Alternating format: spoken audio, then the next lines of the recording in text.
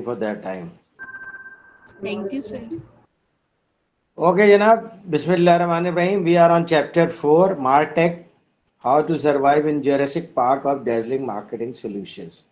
अच्छा, ये थोड़ा सा चैप्टर बहुत ज़्यादा टेक्नोलॉजी के ऊपर है और आजकल इंडस्ट्रियल मार्केटिंग सारी की सारी टेक्नोलॉजी बेस्ड हो गई है। उसमें human element of course important है और रहेगा, लेकिन पहले बहुत सारा पोर्शन जो इंडस्ट्रियल मार्केटिंग का ह्यूमंस करते थे, अब वो पोर्शन ज़्यादा एफिशिएंटली कंप्यूटर्स और सॉफ्टवेयर्स कर रहे हैं और आर्टिफिशियल इंटेलिजेंस के सॉफ्टवेयर्स कर रहे हैं। तो इसलिए आपको वो थोड़ा सा टेक्नोलॉजी समझना ज़रूरी है। मैंने इस चैप्टर को पूरा पढ़ने चाहें तो बहुत अच्छी बात है। उससे ये फ़ायदा हुआ कि आपको अंदाज़ा हो जाएगा कि भाई मार्केटिंग टेक्नोलॉजी क्या क्या चल रही है और इसके अंदर कितनी डेवलपमेंट हो गई है। इसको जुरासिक पार्क इसलिए कहा कि भाई एक ऐसा पार्क है जिसमें बहुत सारे जानवर हैं, बहुत सारी चीज़ें हैं। अब उसमें से आपने मतलब की चीज़ निकालनी है हाथ में, यानी आईटी सॉल्यूशन को आपने अपने फ़ायदे के लिए यूज़ करना है, अपनी ऑर्गेनाइजेशन को कॉम्प्लिकेटेड करने के लिए यूज़ नहीं करना है। इतना ज़्यादा आईटी आप इम्प्लीमेंट कर देंगे लोगों की समझ में ही नहीं आएगा काम क्या करना है। So you need to survive in this era of IT. तो उन्होंने मार्केटिंग सॉल्यूशंस के लिए चीज़ें कुछ बताई हैं, तो मैंने उसमें से जो मेजर किताब का थीम है चैप्टर का वो मैं आपको सिर्फ डिस्कस कर रहा हूँ। सबसे पहली जो चीज़ डिस्कस की गई है उसके अंदर that is customer relationship management. देखो, बी टू बी मार्केटिंग तो पूरा डिपेंडेंट ही कस्टमर रिलेशनशिप मैनेजमेंट के ऊपर होता है। फेस टू फेस मार्केटिंग है ये। आप एज ए सेल्स पर्सन जाते हैं, कंपनी को रिप्रेजेंट करते हैं और आपके सामने दूसरी कंपनी का रिप्रेजेंटेटिव होता है। वो प्रोक्योरमेंट मैनेजर भी हो सकता है, वो उनका मेंटेनेंस मैनेजर भी हो सकता है, उनका प्रोडक्शन मैनेजर भी हो सकता है, वो उनका एनवायरनमेंट मैनेजर भी हो सकता है। आप उससे जो रिलेशनशिप मैनेज करते हैं उसकी बेसिस पे your company gets the business. तो पहले तो ये रिलेशनशिप ज़बानी मैनेज किया जाता था, यानी एक आदमी मैनेज करता था, एक आदमी होता था face of the company to the client organisation. वो आदमी चला जाता था तो ऑर्गेनाइजेशन की बहुत सारी नॉलेज भी उसके साथ चली जाती थी। अब वो ज़ाहिर है ऑर्गेनाइजेशन को बहुत ज़्यादा लॉस होता था। नए लड़के को अगर फिर ज़ीरो से मेहनत करनी पड़ती थी, बल्कि वो जो रिलेशनशिप्स जो दरमियान में ख़राब हो जाते थे उनको दोबारा से मेंटेन करना पड़ता था, फिर कहीं जाके वो दोबारा शुरू होता था। और इस दौरान अगर वो चला जाता तो ऑर्गेनाइजेशन कंटिन्यूसली सफ़र करती थी। अब कस्टमर रिलेशनशिप मैनेजमेंट के सॉफ्टवेयर आ गए हैं जो कि आपके बहुत सारे काम ऐसे कर देते हैं जो कि पहले आपको कस्टमर के प्रेमिसेस में जाके करने होते थे, या बाय लेटर करते थे आप, या रिपोर्ट को इसको भेजते थे। अब आप उसको सीआरएम के सॉफ्टवेयर्स के थ्रू कर सकते हैं। अब यहाँ पे इन्होंने कुछ सीआरएम की एप्लीकेशंस बताई हैं। एक तो ये है सीआरएम की एप्लीकेशन है कि आप लोकेशन ट्रैक कर सकते हैं, and location tracking is very very important. Reason is के कराची में आपने देखा होगा कि इंडस्ट्रीज़ तो फिर भी आपको पता है कि कुछ साइट एक इंडस्ट्रियल एरिया है, हब एक इंडस्ट्रियल एरिया है, हब बलूचिस्तान में है, और लाड इंडस्ट्रियल ट्रेडिंग स्टेट है, लाइट है, काइट है, कोरंगी इंडस्ट्रियल ट्रेडिंग स्टेट है। फिर हमारा ये नॉर्थ कराची इंडस्ट्रियल एरिया है जिसमें स्मॉल एंड मीडियम एंटरप्राइजेज हैं। ये हमारे मेजर इंडस्ट्रियल एरियाज हैं जहाँ पे इंडस्ट्रीज़ एक जगह पे लोकेटेड है। लेकिन एक जगह पे भी लोकेटेड हैं तो आपको अगर किसी पर्टिकुलर इंडस्ट्री में जाना है तो पहले आपको उसको ढूंढना पड़ता था। बाद वक़्त आप एड्रेस से पहुंचना डिफ़िकल्ट हो जाता था क्योंकि बहुत बड़े बड़े ऑर्गेनाइजेशंस होती हैं, एक ऑर्गेनाइजेशन को दूसरी ऑर्गेनाइजेशन का पता नहीं होता, तो उसको लोकेट करने में बहुत टाइम लगता था। और मोबाइल की भी फैसिलिटी नहीं थी कि आप मोबाइल से फ़ोन करके बार बार पूछ लेंगे जनाब आप किधर लोकेटेड है। और फिर अब तो लोकेशन की सर्विस मौजूद है कि आप कस्टमर से कह देते जनाब आप अपना लोकेशन शेयर कर लीजिए। और कस्टमर लोकेशन नहीं भी शेयर करे तो आजकल हर कमर्शियल ऑर्गेनाइजेशन अपनी लोकेशन को वेबसाइट पे शेयर करती है ताकि कस्टमर्स को उन तक रीच करने में आसानी हो। वही लोकेशन सेल्स के लोग भी यूज़ कर सकते हैं। अब लोकेशन ट्रैकिंग आसान हो गई है। अच्छा, कराची में तो लोकेशन ट्रैकिंग फिर भी comparatively it was easier. Reason इसके इंडस्ट्रियल ट्रेडिंग स्टेट में होती हैं। लेकिन अगर आप पंजाब में जाएं तो वहाँ पे इंडस्ट्रीज़ इस तरह से नहीं डेवलप हुई हैं कि किसी इंडस्ट्रियल ट्रेडिंग स्टेट में वो लोकेटेड हो। वो पूरे मुल्तान रोड के ऊपर, शेखुपुरा रोड के ऊपर और फैसलाबाद वाली रोड के ऊपर आपको रोड के ऊपर मुख्तलिफ ऑर्गेनाइजेशंस नज़र आएंगी, और वो लिखते भी हैं कि 18 माइल्स ऑन मुल्तान रोड, इस तरह से अपने एड्रेस लिखते हैं। तो उनको ट्रैक करना ज़्यादा डिफ़िकल्ट हो जाता है, ख़ासतौर पे नए सेल्स के लड़के को। तो इसलिए अब लोकेशन की ट्रैकिंग से बहुत ज़्यादा आसानी हो गई है, आप एग्जैक्ट लोकेशन पे पहुंच सकते हैं, आपका टाइम बच जाता है, आपकी एनर्जी बच जाती है, आपके अननेसेसरी जो आप थकते हैं ड्राइव करने में और ढूंढने में, उससे आप बच जाते हैं। फिर आपके सॉफ्टवेयर्स हैं जो कि इनवॉइस जनरेट कर सकते हैं, आप उसके ऊपर इनवॉइस जनरेट करने का काम करें। इनवॉइस कहते हैं जो कस्टमर को आप प्रोडक्ट सप्लाई करते हैं उसका जो बिल करते हैं उसे हम इनवॉइस कहते हैं। ये उसको तो पता होगा, लेकिन ये रूसा के लिए बता रहा हूँ कि व्हाट इज इनवॉइस। तो हम जब कस्टमर को कोई प्रोडक्ट सप्लाई करते हैं तो उसको बिल करते हैं, उस बिल के अगेंस्ट वो पेमेंट करता है, वो हमारा अकाउंट रिसीवेबल होता है कस्टमर्स की तरफ, और कस्टमर का अकाउंट्स पेएबल होता है कि उसने ये पे करना है हमें। और जब हम इनवॉइस जनरेट करते हैं उसके 15 दिन बाद, 1 महीने बाद, 2 महीने बाद कस्टमर पे करता है। तो इनवॉइस जनरेट करना एक बहुत इंपॉर्टेंट काम है। इनवॉइस आपका करेक्ट जनरेट होना चाहिए, उसके अंदर प्रोडक्ट की डिस्क्रिप्शन सही लिखी होनी चाहिए, प्राइस सही लिखी होनी चाहिए, टर्म्स एंड कंडीशंस सही लिखी होनी चाहिए। पहले चूंकि इन्हें टाइप किया जाता था तो बाज़ औक़ात एरर हो जाता था प्राइस लिखने में, प्रोडक्ट की डिस्क्रिप्शन लिखने में। अब जब आप इनवॉइस जनरेशन का सॉफ्टवेयर यूज़ करते हैं तो जैसे आप प्रोडक्ट का पहले लफ्ज़ टाइप कर देते हैं, वो सजेस्ट कर देता है कि इनमें से कौन सा प्रोडक्ट आप टाइप करना चाह रहे हैं। आप जस्ट एंटर करें, वो प्रोडक्ट टाइप हो गया, उसकी डिस्क्रिप्शन पूरी टाइप हो जाएगी, और उसके बाद जो टर्म्स एंड कंडीशंस हैं वो भी पूरी इनवॉइस पे खुद ही आ जाएंगी। प्राइस जो स्टैंडर्ड है वो वहाँ पे आ जाएगी। प्राइस स्टैंडर्ड नहीं दिया है, आपने 5% डिस्काउंट दिया है, आप वो प्राइस लिख दीजिए, वो प्राइस आ जाएगी। कंप्यूटर आपसे कंफर्म करेगा कि this price is not standard price, please confirm. आप कंफर्म करेंगे, जी जनाब आपने ये प्राइस दिया है। उसके अलावा अगर मज़ीद वो आपकी पॉलिसी से भी वो रिलेटेड हो तो आपको बताएगा जनाब आपने जो डिस्काउंट दी है वो पॉलिसी से ज़्यादा है, please attach approval from sales manager. तो ये इस तरह का इनवॉइस जनरेशन का जो सिस्टम है वो आपके इनवॉइस जनरेशन को एक्यूरेट कर देता है, उसके अंदर ह्यूमन एरर का मार्जिन बहुत कम रह जाता है। तो इसलिए इनवॉइस जनरेशन के सॉफ्टवेयर्स होते हैं जिससे सेल्स के लड़कों का भी काम आसान हो जाता है। वो एक इनवॉइस जनरेट करते हैं और फिर उसके अंदर जो भी स्टैंडर्ड टर्म्स और चीज़ें होती हैं वो खुद ब खुद उसके अंदर आ जाती है। तो it is easier for them compare to पहले जो पूरा उन्हें टाइप करना पड़ता था, उसमें कोई एरर हो जाता था तो फिर उसको ठीक करना पड़ता था। फिर कॉल के भी ऐप आ गए, आप टेलीफोन कॉल करके अगर आपके प्रोडक्ट्स की वैल्यू कम है, मिसाल के तौर पर $50 की प्रोडक्ट है, $100 की प्रोडक्ट है, उसे सेल करने के लिए आप कस्टमर के प्रेमिसेस में जाएंगे तो ये कॉस्ट इफेक्टिव नहीं होगा। तो इतने कम प्राइस वाले आइटम्स को आप ऑन फोन सेल करते हैं, कॉल सेंटर से सेल करते हैं। अच्छा, कॉल सेंटर्स कैसे काम करते हैं? कॉल सेंटर्स में मुसलसल कस्टमर का डेटा मार्केटिंग वाले फीड करते रहते हैं, नाम, टेलीफोन नंबर, ये सारी चीज़ें फीड करते रहते हैं।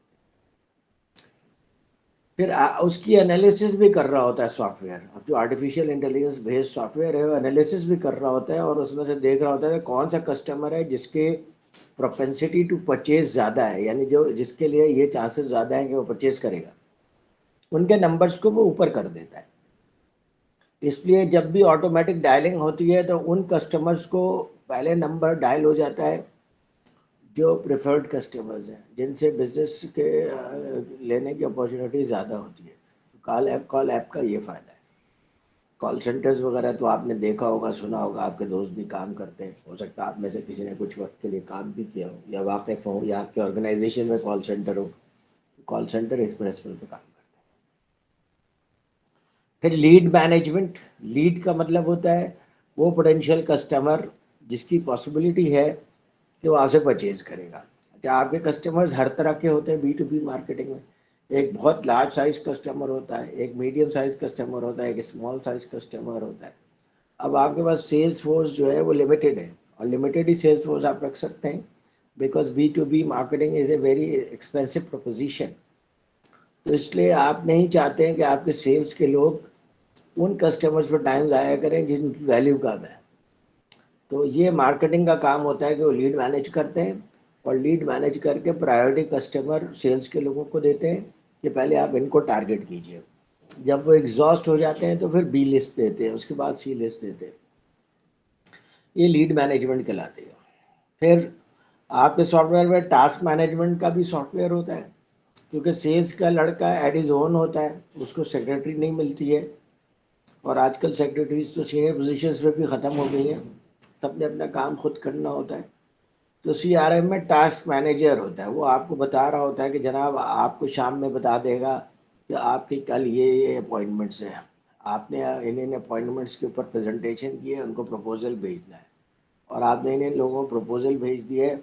अब वहाँ से इंक्वायरी आ गई है, अब वापस इंक्वायरी का आपने उनको कोटेशन भेजनी है, इनको प्रोडक्ट सप्लाई करना है। आप टास्क मैनेजर को जिस तरह से भी यूज़ करें तो उसके अंदर सारे टास्क की डिटेल्स हैं, आप उसको फीड करते हैं, बाकी आपको रिमाइंडर और मैनेज करके काफ़ी सारी चीज़ें वो करके देता है। तो इस तरह आपका काम एफिशिएंट हो जाता है, आप डेली बेसिस पे अपने काम को प्लान कर सकते हैं। फिर बहुत सारे ईमेल्स होते हैं जो मास स्केल पे आप भेजते हैं। अच्छा, मास स्केल पे ईमेल भेजने का फ़ायदा बहुत कम होता है। एक तो ये कि वो स्पैम में चला हो जाता है और डिलीट हो जाता है। कुछ सॉफ्टवेयर्स हैं जो कि आपके ईमेल को इनबॉक्स में डाल देते हैं, लेकिन जब तक कि आप पर्सनलाइज मैसेज नहीं भेजते, लोग आमतौर पर उन ईमेल्स को ओपन नहीं करते, क्योंकि मार्केटिंग की बहुत सारी ईमेल्स आती हैं। तो अगर आप मास ईमेल्स कर रहे हैं तो उसके अंदर परसेंटेज ऑफ सक्सेस बहुत कम होती है। लेकिन अगर आप पर्सनलाइज्ड ईमेल करें जिसमें आदमी का नाम लिख करके, डेजिग्नेशन लिख करके आप भेजें, तो उसकी अपॉर्चुनिटी आपके लिए ज़्यादा बढ़ जाती है कि आपकी इस ईमेल को वो पढ़ेगा, और थोड़ी प्रोबेबिलिटी बढ़ जाती है कि रिस्पॉन्ड भी करेगा। और इस CRM का जो सॉफ्टवेयर होता है, इसका एक बहुत बड़ा एडवांटेज ये है कि आप अपने सेल्स इंजीनियर, सेल्स एग्जीक्यूटिव्स की एक्टिविटी को चेक कर सकते हैं। डेली बेसिस पे भी चेक कर सकते हैं, वीकली बेसिस पे भी चेक कर सकते हैं, KPIs की बेसिस पे भी चेक कर सकते हैं, आउटपुट की बेसिस पे भी चेक कर सकते हैं। तो डिफरेंट आप उसकी एक्टिविटीज़ को वहाँ से मॉनिटर भी कर सकते हैं और एनालाइज भी कर सकते हैं।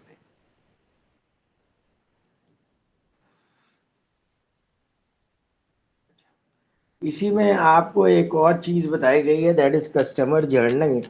कस्टमर जर्नी बेसिकली क्या होता है? कस्टमर जर्नी का मतलब होता है कि कस्टमर जब आपकी प्रोडक्ट परचेज करता है तो वो सोचता है और फ़ौरन परचेज नहीं कर लेता है, बल्कि ये पूरा प्रोसेस होता है। उस प्रोसेस को जर्नी कहते हैं, कस्टमर जर्नी। अब कस्टमर जर्नी के प्रोसेस में अगर आप कस्टमर की जर्नी में साथ साथ नहीं है, तो मे भी किसी स्टेप पे कस्टमर गिव अप कर जाए और वो प्रोडक्ट परचेज के स्टेज तक ना पहुँचे, डिसीजन स्टेज पे ना पहुँचे। इसलिए यहाँ पे पूरा कस्टमर की जर्नी का मैप बना के दिखाया गया कि जनाब ये मैप है, और जो लाइन के ऊपर एक्टिविटीज़ हैं वो पॉजिटिव एक्सपीरियंसेस कहलाते हैं, और जो लाइन के नीचे चीज़ें हैं वो नेगेटिव एक्सपीरियंसेस कहलाते हैं। और लाइन के नीचे वो नेगेटिव एक्सपीरियंसेस इसलिए हैं कि बहुत सारे नेगेटिव एक्सपीरियंसेस कस्टमर आपके साथ शेयर नहीं करता, बल्कि वो डिसाइड कर लेता है कि भाई आइंदा इनसे नहीं परचेज करना है, इनका प्रोडक्ट बेकार है, इनकी कस्टमर सर्विस बेकार है, एक्सपेंसिव है, लाइफ नहीं देती है, वर्थ नहीं है इसकी। तो इसलिए आपको पूरे कस्टमर के, सबसे पहले तो आपको कस्टमर को अवेयरनेस क्रिएट होनी पड़ती है कि जनाब आपके पास जो प्रॉब्लम है उसका एक सोल्यूशन हमारे पास मौजूद है। तो प्रोडक्ट अवेयरनेस आप क्रिएट करते हैं, अपने प्रोडक्ट की वैल्यू बताते हैं कस्टमर को, तब वो कंसिडरेशन फेज में आता है कि वो कंसीडर करेगा कि आपके प्रोडक्ट को परचेज करे या नहीं करे। तो जब आपके प्रोडक्ट को परचेज करने का डिसीजन लेता है तो उसको पता है कि एक आप ही अकेले नहीं है मार्केट में। वो रिसर्च भी करता है कि भाई आप हैं, आपकी प्राइस ऐसी है, आपके कॉम्पिटिटर्स हैं वो क्या कर रहे हैं, उनकी ऑफरिंग कैसी है, उनको भी बुलाता है, और फिर उसके बाद किसी एक को मौका देता है कि ठीक ठीक है जनाब। और इंडस्ट्रियल मार्केटिंग में ये बहुत ज़्यादा होता है कि आप अपने प्रोडक्ट का फ्री ट्रायल कर दे दें, यानी एक प्रोडक्ट आप हमारे पास इंस्टॉल करके दिखा दें, if it will perform then we will purchase from you. तो बहुत सारे जो अक्लमंद सेल्स इंजीनियर होते हैं वो ये कहते हैं ठीक है सर, हम आपको ये फ्री इंस्टॉल कर देते हैं, लेकिन अगर ये 6 महीने तक या 1 महीने तक कंटिन्यूसली चलता रहे then you will pay for it, और अगर 1 महीने से पहले फेल हो गया तो ये हमारी जिम्मेदारी है। तो फ्री ट्रायल इसलिए किया जाता है कि कस्टमर एक्सपेरिमेंट नहीं करना चाहता। और दूसरी बात यह है, कस्टमर अपनी ऑर्गेनाइजेशन में कोई नेगेटिव इमेज भी नहीं चाहता कि आप उसने एक नया प्रोडक्ट ट्राई किया, वो फेल हो गया, तो सब उसी मेंटेनेंस मैनेजर को ब्लेम करते हैं, जनाब इसी ने इसको यहाँ पे इंस्टॉल कराया था और ये फेल हो गया। तो जब पैसे नहीं लगेंगे तो वो ये कह सकता है भाई मैंने तो फ्री में इंस्टॉल कराया था ये चेक करने के लिए ये वेदर इट विल वर्क और नॉट। अगर अच्छा काम करेगा तो हम इसको सोच सकते थे, इसलिए मैंने एक एक्सपेरिमेंट किया था। और वो जब ऑर्गेनाइजेशन में सीनियर्स को अंडर कॉन्फिडेंस लेके करता है तो ऐसे इनिशिएटिव को अप्रिशिएट किया जाता है। फिर जब फ्री ट्रायल का एक्सपीरियंस उसका अच्छा होता है, पिछले प्रोडक्ट जो यूज़ कर रहा था उससे ज़्यादा बेहतर होता है, या नया यूसेज है और इस यूसेज से वो सेटिस्फाइड हो जाता है, तो प्रोडक्ट परचेज करता है, खरीदता है। यानी अब पहले तो एक प्रोडक्ट उसने ट्रायल के तौर पे लिया था, अब अपनी रिक्वायरमेंट के हिसाब से ज़्यादा प्रोडक्ट्स परचेज करेगा। फिर जब यूज़ करेगा तो इश्यूज़ भी आएंगे। यहाँ पे बहुत सारे सेल्स के लड़के गायब हो जाते हैं और वो कस्टमर सपोर्ट, कस्टमर सर्विस नहीं देते। जो प्रोडक्ट इश्यूज आते हैं उसको वो नज़रअंदाज कर देते हैं, वो समझते हैं मैंने सेल कर दिया, अब मेरा काम पूरा हो गया। तो प्रोडक्ट इश्यूज के स्टेज के ऊपर अगर आपने उसको सपोर्ट नहीं किया तो आपके अगला सेल साइकिल में आपको परचेजेस नहीं मिलेंगे वहाँ से। और अगर आपने प्रोडक्ट इश्यूज रिजॉल्व कर दिया, टेक्निकल सपोर्ट दिया आपने अच्छी तरीके से, तो वो अपने फ्रेंड्स को भी रेफर करेगा, एडवोकेसी करेगा। तो ये जो पूरा कस्टमर का जर्नी है, अवेयरनेस से लेके अवेयरनेस क्रिएट करते हैं, फिर वो कंसीडर करता है कि आपको प्रोडक्ट ख़रीदा जाए, फिर डिसीजन लेता है कि ठीक है मैं ट्रायल बेसिस पे एक ख़रीद लेता हूँ, उसके बाद ज़्यादा ख़रीदता है, फिर देखता है कि आपकी सर्विसेज कैसी हैं।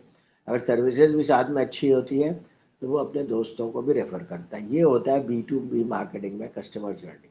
और इसको मैं डिफरेंट तरीके से भी बता चुका हूँ, पूरे सेल्स साइकिल के ज़रिए भी बता चुका हूँ। तो आई होप कि यू अंडरस्टैंड दिस। कोई सवाल है तुम लोगों का? No sir. No sir. अच्छा, अब ये मार्टेक मैच्योरिटी मॉडल है, ये आपकी किताब से ही ये तस्वीर मैंने ली है। यहाँ पे सही नज़र नहीं आ रही तो आप किताब में देख सकते हैं।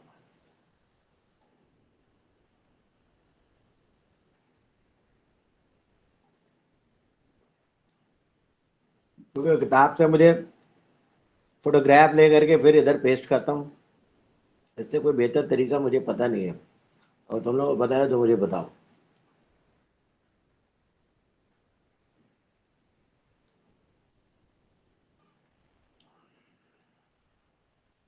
अच्छा, ये इन्होंने बताया कि देखो मार्केटेक यानी मार्केटिंग टेक्नोलॉजी इस वक्त दुनिया में कितने ज़्यादा यूज़ हो रही है। ये तो अमेरिका की स्टडी है, उन्होंने 8000 इंडस्ट्रीज़ को यूज़ करके देखा कि मार्केटिंग टेक्नोलॉजी में तकरीबन 15% लोगों का जो यूसेज है वो केओटिक है। केओस कहते हैं जब चीज़ें ऑर्डर में ना हो, हैपजर्ड वे में हो रही हो, यानी कोई पोर्शन उसका वो इम्प्लीमेंट कर रहे हैं, कोई पोर्शन इम्प्लीमेंट नहीं कर रहे हैं, कुछ रिजल्ट्स आ रहे हैं, कुछ रिजल्ट्स नहीं आ रहे हैं। तो इसलिए वो जो पहला स्टेज होता है marketing technology usage maturity model, यानी आप कितने मेच्योर यूज़र हैं, वो पहला स्टेज होता है केओटिक, कि आप बहुत ज़्यादा केओस में हैं ऑर्गेनाइजेशन। उसके अंदर कोई एडहॉक प्रोसेस आप ऑटोमेट कर देते हैं, जैसे इनवॉइस का प्रोसेस ऑटोमेट कर दें या प्राइसिंग का प्रोसेस ऑटोमेट कर दें। तो कुछ चीज़ें आप ऑटोमेट कर देते हैं, बाकी चीज़ें वो इसी तरह से मैनुअल चल रही होती है। ईमेल मार्केटिंग से आम तौर पे आपका आगाज़ होता है, आप मास स्केल पे ईमेल शुरू कर देते हैं, ये पहला स्टेज होता है मार्केटिंग टेक्नोलॉजी को यूज़ करने का। और ये स्टेज बड़ा डिस्करेजिंग होता है क्योंकि मास ईमेल मार्केटिंग के कोई ज़्यादा अच्छे रिस्पॉन्स मिलते नहीं। फिर उसके बाद आप वेबसाइट भी कुछ डेवलप करते हैं, किसी ना किसी तरीके से एक वेबसाइट डेवलप कर लेते हैं, बहुत अच्छा वेबसाइट, स्टैटिक वेबसाइट भी हो सकता है, इंटरैक्टिव वेबसाइट भी हो सकता है। और उसका क्या फ़र्क होता है स्टैटिक और इंटरैक्टिव वेबसाइट में?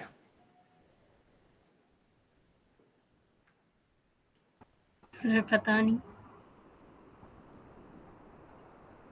हलीमा तुम बताओ।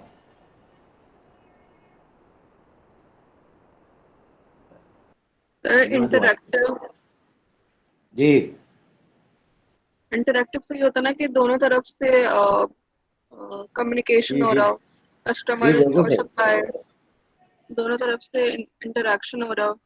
और स्टैटिक तो मतलब अगर टर्म से समझे तो वो फिर वन वे हो जाएगा। बिल्कुल सही हलीमा, तुम्हारी अकल बहुत काम करती हो। मैं यही सोचता हूँ कि अगर तुम सही से पढ़ाई करो तो कितनी अच्छी स्टूडेंट बन जाओ तुम। यानी तुम्हारे तुक्के शुक्रिया सही सर। लगते हैं। स्टैटिक का मतलब है वन वे, यानी आप वेबसाइट देख रहे हैं, वेबसाइट पे कोई मैसेज है, अब आपका कोई सवाल है तो वेबसाइट उस सवाल का कोई जवाब नहीं दे रहा।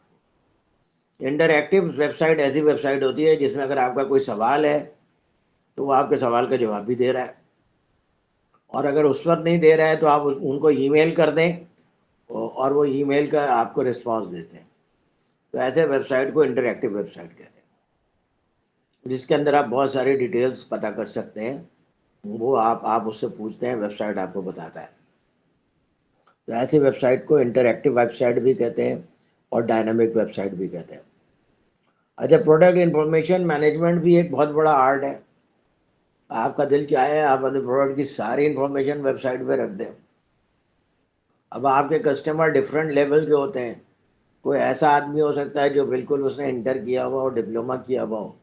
कोई ऐसा आदमी भी हो सकता है जिसने MS PhD किया हुआ हो उसी सब्जेक्ट में। तो हर आदमी का इंफॉर्मेशन के लिए अपना एक एपेटाइट होता है, एक हाजमा होता है। आप ज़्यादा इंफॉर्मेशन दे करके कंफ्यूज कर सकते हैं लोगों को। इसलिए वेबसाइट पे आप देखेंगे कि इंफॉर्मेशन के लेवल्स होते हैं।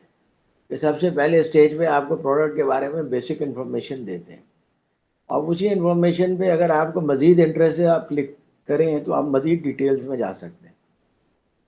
मज़ीद टेक्निकल डाटा की तरफ जाना चाहें, डिज़ाइन की तरफ जाना चाहें, MSDS के बारे में पता करना चाहें, मटेरियल सेफ्टी डेटा शीट। आजकल कोई भी प्रोडक्ट आप एक्सपोर्ट नहीं कर सकते अगर उसके साथ MSDS नहीं लगा हुआ, मटेरियल सेफ्टी डेटा शीट के। इसके अंदर कोई ऐसा मटेरियल तो नहीं है जिसको स्पेशल हैंडलिंग प्रोसीजर के ज़रिए हैंडल किया जाता हो। तो इसलिए MSDS होना ज़रूरी है। हर प्रोडक्ट जो आप इंपोर्ट करते हैं उसके साथ MSDS का भी एक सफ़ा आता है। अब तो वेबसाइट में भी अवेलेबल है MSDS। तो ये सारे जो है प्रोडक्ट इंफॉर्मेशन की के जो है वेबसाइट में मौजूद होती है। अब जिस भी इंस्टॉलेशन का प्रोसीजर चाहिए, तो इंस्टॉलेशन का प्रोसीजर भी वेबसाइट में मौजूद होता है। आप देखें कि भाई क्योंकि जो जिसने ख़रीद लिया है वो तो ज़ाहिर है इंस्टॉल करेगा, तो उसको पता होगा ना कि भाई इंस्टॉलेशन प्रोसीजर कैसा है, तो खुद इंस्टॉल कर लेगा। नहीं तो फिर आपको बुलाया है, जनाब आप इंस्टॉल कर दीजिए। तो अगर आप प्रोसीजर दे दें तो हो सकता है आपको 50% काम ना करना पड़े, क्योंकि उनके पास भी अच्छे टेक्नीशियन और फिटर्स होते हैं। इंस्टॉलेशन प्रोसीजर देख करके वो अपना खुद इंस्टॉल कर लेंगे। तो ये सब बहुत सारी चीज़ें डिटेल देने से आपका जो टाइम है वो काफ़ी बच जाता है। बट आपको ये डिसाइड आपने करना है कि कौन सा इंफॉर्मेशन आपने देनी है, कौन सा इंफॉर्मेशन नहीं देनी। बाज़ कस्टमर्स को आप एक्सेस दे देते हैं कि चूँकि आपने प्रोडक्ट परचेज़ किया हमसे, तो इसलिए जनाब ये आपको वेबसाइट का एक्सेस दिया जा रहा है, ये पासवर्ड है, ये यूज़र नेम है। आप जा कर के वहाँ पे प्रोडक्ट की डिटेल्स, प्रोडक्ट के इंस्टॉलेशन, प्रोडक्ट को किस तरह से डिस्पोज ऑफ किया जाता है, सारे प्रोसीजर मौजूद है उसके अंदर। तो ये कहलाता है प्रोडक्ट इंफॉर्मेशन मैनेजमेंट। उसके बाद जो basically digital asset management DAM कहलाता है। देखिए ये जो आपके एसेट्स हैं ना, पहले ऑर्गेनाइजेशन के पास एसेट्स होते थे, उनको पता भी नहीं होता था कि हमारे पास कितने एसेट्स हैं। और एसेट्स ही आपके बेसिकली उसके ऊपर आपका पैसा लगता है। इन्वेंट्री है उसके ऊपर आपका पैसा लगता है, वो भी आपका एसेट है। मशीनरी है उसके ऊपर भी आपका पैसा लगता है, वो भी आपका एसेट है। कंप्यूटर, सॉफ्टवेयर, ये सब आपके एसेट्स हैं। तो अब वो एसेट्स के लिए बाकायदा एसेट्स की टैगिंग की जाती है, कि एसेट्स को टैग लगाए जाते हैं कि हमारा ये एसेट है, इसका ये एसेट नंबर है, ये वैल्यू है, और इस एसेट को इस तरह से मेंटेन किया जाता है, इसकी इतनी लाइफ है, इसके इस तरह से मेंटेनेंस है। आप सारे एसेट्स की जितने भी डिटेल में प्रोसीजर जानना चाहें, डिजिटल एसेट मैनेजमेंट के ज़रिए आप कर सकते हैं। वरना पहले एसेट्स जो है ज़ाया हो जाते थे, चीज़ें ख़राब हो जाती थी और आपका पैसा लगता था, उससे आपकी इफ़िशियंसी मुतासर होती थी। अब एसेट मैनेजमेंट को डिजिटल कर दिया गया। तो जब डिजिटल एसेट मैनेजमेंट कर दिया है तो ये रिएक्टिव अप्रोच कहलाता है। रिएक्टिव अप्रोच इसलिए कहलाता है कि अब जब आपने एक चीज़ खरीद ली है तो उसकी आप कैसे हिफाजत करेंगे, उसके मेथड्स देख रहे हैं। फिर कंटेंट मार्केटिंग है कि आप कंटेंट्स, जो आपके मार्केटिंग के कंटेंट्स हैं उसको आप कैसे मार्केट कर रहे हैं। यानी आपने एक चीज़ डेवलप कर ली है, डेवलप करने के बाद आप ढूंढ रहे हैं कि इसको किसे भेजा जाए। जब आप ऐसा काम करते हैं तो उसको रिएक्टिव अप्रोच कहते हैं। कुछ बेसिक कस्टमर रिलेशनशिप मैनेजमेंट भी बन जाता है, तो ये बेसिक सीआरएम भी उसके अंदर होता है। और उसके अलावा पार्टनर रिलेशनशिप मैनेजमेंट पीआरएम भी होता है। पीआरएम क्या होता है, जैसे मिसाल के तौर पे आपका सप्लायर एक पार्टनर है, तो उसके आप रिलेशनशिप आप कैसे मैनेजमेंट कर रहे हैं। आपका कस्टमर आपका पार्टनर है, कैसे मैनेज कर रहे हैं, तो ये पार्टनर रिलेशनशिप मैनेजमेंट भी आप शुरू कर देते हैं। क्योंकि जब आप कोई किसी को प्रोडक्ट सेल करते हैं तो उस प्रोडक्ट का कुछ पार्ट आप अपने सप्लायर से ख़रीदते हैं, कुछ सर्विसेज आप अपने डिस्ट्रीब्यूटर से देते हैं, ये मिला करके सारा कॉम्बिनेशन बनता है, इसलिए ये कहलाता है पार्टनर रिलेशनशिप मैनेजमेंट। फिर लीड कलेक्शन एंड डिस्ट्रीब्यूशन, कि आप लीड कलेक्ट करें कि कौन कौन से कस्टमर्स हैं जो कि कौन कौन से लोग हैं जो हमारे पोटेंशियल कस्टमर्स हैं, ये लीड कहलाते हैं। उनको कलेक्ट करने का एक प्रोसीजर बनाते हैं आप, फिर कलेक्ट करके अप्रोप्रिएट सेल्स के लोगों से डिस्ट्रीब्यूट करते हैं। फिर कंटेंट आप ऐसा बनाते हैं जो कि यूनिवर्सल हो, यानी कि आप कंटेंट ये नहीं बना सकते एक कंटेंट आप पाकिस्तान के लिए बनाएं, एक कंटेंट आप यूएसए के लिए बनाएं, तो ये आपको बहुत महंगा पड़ेगा। आप कोई कंट्री, अगर कंपनी 200 कंट्रीज़ में है तो क्या वो 200 वेबसाइट्स बनाएं, तो ऐसा नहीं करते। ये करते हैं कि लोकल सतह पे एक आपको फेस के ऊपर एक वेबसाइट बना देते हैं, उर्दू में अंग्रेज़ी में, ताकि लोकल लोग उससे कंफर्टेबल रहें कि लोकल ऑफिस किधर है, कॉन्टैक्ट नंबर क्या है, ये सारी चीज़ें। लेकिन जब भी वो डिटेल के लिए लोकल ऑफिस की वेबसाइट पे क्लिक करते हैं तो वो मेन वेबसाइट पे जा कर के उनको लिंक कर देता है, तो फिर वहाँ से एक्सेस आपको ग्लोबल कंटेंट से का एक्सेस हो जाता है। फिर रिएक्टिव अप्रोच के बाद स्टेबिलिटी आती है मार्केटिंग में, टेक्नोलॉजी के अंदर। अब ये स्टेबिलिटी कैसे आती है कि आप प्रॉपर मार्केटिंग लीड मैनेजमेंट कर रहे हैं, प्रॉपर आप मार्केटिंग रिसोर्स मैनेजमेंट कर रहे हैं। मार्केटिंग रिसोर्स में जो सबसे एक्सपेंसिव रिसोर्स है B2B में, that is your sales person, उनको आप एफिशिएंटली मैनेज करते हैं। अब आप उनको डायरेक्ट कर सकते हैं, गाइड कर सकते हैं और एनालाइज कर सकते हैं कि हाउ दे आर परफॉर्मिंग। पहले सेल्स इंजीनियर को डार्क में मैनेज किया जाता था, अब आप सेल्स इंजीनियर को मैनेज कर सकते हैं through website, through your software. Content distribution आप ज़्यादा बेहतर तरीके से कर लेते हैं। फिर ब्रांडिंग शुरू हो जाती है। इंडस्ट्रियल मार्केटिंग के अंदर ब्रांडिंग की उतनी ही अहमियत है जितने के कंज्यूमर मार्केटिंग में, लेकिन ब्रांडिंग के ऊपर इतनी ज़्यादा तवज्जो नहीं होती है। लेकिन जब स्टेबिलिटी आती है तो ब्रांडिंग पे वो तवज्जो देना शुरू कर देते हैं। फिर थ्रू चैनल मार्केटिंग ऑटोमेशन का क्या मतलब, कि आप अपने डिस्ट्रीब्यूटर को भी ऑटोमेट कर लेते हैं, आप अपने सप्लायर को भी ऑटोमेट कर लेते हैं और इंटीग्रेट करके इसको वर्चुअली एक कंपनी बना लेते हैं। और जो आपका कस्टमर होता है उसे एक डिजिटल एक्सपीरियंस मिलता है, ये कहलाता है डिजिटल एक्सपीरियंस मैनेजमेंट, कि वो वाकई फील करता है कि मेरा सारा जो ये जो वेंडर है इसे सब कुछ ऑटोमेट किया हुआ है। I need to go to the website और मैं प्रॉपर उनका प्रोडक्ट भी सिलेक्ट कर सकता हूँ, उसकी भी एनालिसिस मौजूद है और सिलेक्ट करके ऑर्डर भी कर सकता हूँ और वो डिलीवर भी हो जाता है। सारा कुछ वेबसाइट के ऊपर होता है। अच्छा, उसके बाद होता है प्रोएक्टिव। प्रोएक्टिव में क्या होता है, कस्टमर डेटा मैनेजमेंट। अब ये कस्टमर डेटा मैनेजमेंट क्या होता है कि जनाब, जैसे जैसे सेल्स के लड़के काम शुरू करते हैं तो कस्टमर का डेटा आना शुरू हो जाता है। अब उनको सॉफ्टवेयर ये करता है कि आप जनाब उसको मैनेज करें, उसको फीड करें। अगर आप फीड नहीं करेंगे तो सॉफ्टवेयर आपको रिमाइंडर देगा और एज ए रिजल्ट जितना भी आपका कस्टमर का डेटा होता है वो ऑटोमेट होना शुरू हो जाता है।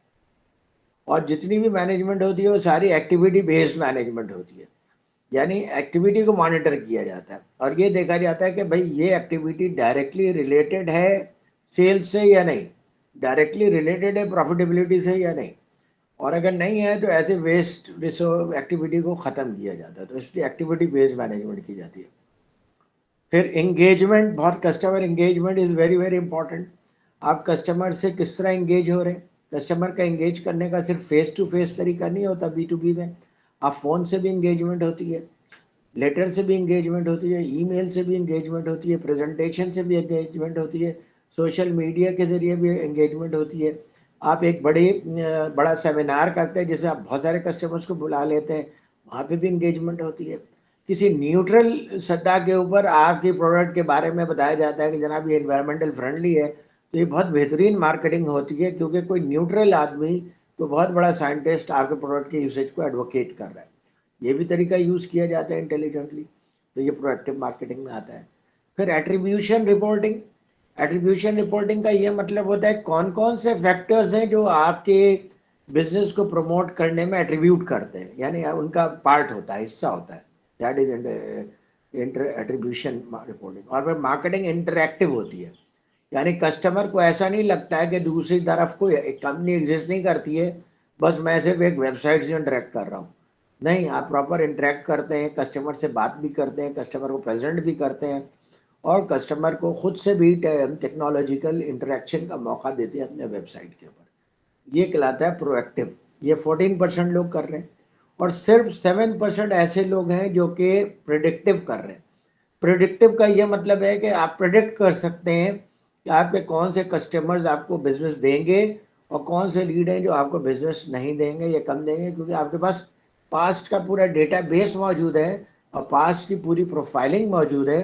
उस प्रोफाइलिंग के बेसिस के ऊपर आप नए कस्टमर्स को इवेल्युएट कर सकते हैं और प्रायोरिटाइज कर सकते हैं, और उसके ज़रिए आप कस्टमर के एंगेजमेंट को मैनेज भी कर सकते हैं। आप ये हमारे प्रायोरिटी कस्टमर हैं, इनको हम पहले एंगेज करेंगे, और जो उसके बाद वाले कस्टमर हैं उनको बाद में एंगेज करेंगे, या उनके साथ सेकंड लेवल एंगेजमेंट रखेंगे। जो प्रायोरिटी कस्टमर है उनको हम खुद एंगेज करेंगे, जो सेकंड लेवल कस्टमर है उनको डिस्ट्रीब्यूटर्स एंगेज करेंगे, जो थर्ड लेवल कस्टमर्स हैं उनको रिटेलर्स एंगेज करेंगे, और इस तरीके से आप अपनी मार्केटिंग परफॉर्मेंस को मैनेज कर सकते हैं। देखिए, ये मार्केटिंग टेक्नोलॉजी यूसेज के लिहाज से ये बहुत इंपॉर्टेंट सॉफ्टवेयर डायग्राम है। इसको एस डायग्राम भी कहते हैं, इस तरह के कर्व को एस कर्व कहते हैं। तो इसको ज़रा सा तुम लोग गौर से देखना, और तुम लोगों को जो ये मटेरियल दिया जा रहा है, ये मटेरियल तुम लोग किसी भी जगह पे प्रैक्टिकली यूज़ भी कर सकते हो। और किसी जगह पे अगर तुम सेल्स डायरेक्टर जाते हो या की अकाउंट डायरेक्टर जाते हो, वहाँ पे तुम्हारा काम की अकाउंट मैनेजमेंट है, वहाँ पे आप देख सकते हैं कि ऑर्गेनाइजेशन किस स्टेज पे है। आप केओटिक से ऑर्गेनाइजेशन को प्रिडिक्टिव पे नहीं ले जा सकते। तो पहले तो आपने एनालाइज करना है कि ऑर्गेनाइजेशन किस स्टेज पे है। आपको पता चला जिस ऑर्गेनाइजेशन को आपने ज्वाइन किया है वो रिएक्टिव स्टेज पे है, जहाँ ज़्यादातर ये वाले काम हो रहे हैं जो रिएक्टिव स्टेज के काम होते हैं। अब रिएक्टिव स्टेज से आप उसको स्टेबिलिटी की तरफ ले जा सकते हैं। अब स्टेबिलिटी की तरफ ले जाने के लिए ये काम आपको ऐड करने पड़े होंगे, ऑर्गेनाइजेशन स्टेबिलिटी की तरफ आएगी। देन नेक्स्ट ईयर, 1 साल बाद, 2 साल बाद, फिर आप उसको प्रोएक्टिव फेज में ले आएंगे। बहुत जल्दी भी चेंजेस लाएंगे तो लोगों का, आम जो सेल्स एग्जीक्यूटिव्स होते हैं, उनका इतना ज़्यादा एपेटाइट नहीं होता कि बहुत तेज़ी से आप चीज़ें चेंज करें और वो सबको हजम करते चले जाएं। वो घबरा के जॉब छोड़ के चले जाएंगे, वो समझेंगे पता नहीं ऑर्गेनाइजेशन में क्या हो रहा है जो मुझे समझ नहीं आ रही। तो इस तरह के चेंजेस आप स्टेप वाइज लाते हैं, ग्रेजुअल लाते हैं, और पहले आपको ये एनालाइज करना होता है कि अभी ऑर्गेनाइजेशन किस स्टेज पे और नेक्स्ट किस स्टेज पे लेके जाना है। अच्छा, यहाँ पे मैंने आपको कुछ CRM के सॉफ्टवेयर लिस्ट डाउन कर दिए हैं, इससे लेकर के नेट से। हब स्पॉट इसमें से फ्री है, और उसके अलावा और भी कई हैं जो कि आपको फ्री मिल जाएंगे। सेल्स फोर्स बहुत ज़्यादा आजकल यूज़ हो रहा है, बहुत कॉमन है। उसके अलावा सीबिल भी यूज़ हो रहा है, सीबिल भी है, और भी ये सारे जो है ये सेल्स CRM के सॉफ्टवेयर हैं, कस्टमर रिलेशनशिप्स के मैनेजमेंट के सॉफ्टवेयर हैं। तो अगर कभी आपको कोई सॉफ्टवेयर ख़रीदने की ज़रूरत पड़े अपनी कंपनी के लिए, तो आप इनमें से देख सकते हैं और भी सर्च कर सकते हैं। ये सब चीज़ें नेट पे अवेलेबल हैं। कस्टमर रिलेशनशिप मैनेजमेंट का सॉफ्टवेयर इंस्टॉल करना नॉर्मली फर्स्ट मेजर स्टेप होता है ऑर्गेनाइज इंडस्ट्रियल मार्केटिंग के या B2B मार्केटिंग के सेटअप को ऑटोमेट करने के लिए। तो ये आपका चैप्टर 4 ख़त्म हो गया। अब हम इंशाल्लाह चैप्टर 5 स्टार्ट करते हैं। और उरूसा, तुम सो तो नहीं रही हो? No sir. जाग रही हो? Yes sir. Very good. अच्छा, कुछ समझ में भी आया या ऐसे ही सर पर से गुजर गया? सर आए लेकिन हार्ड है।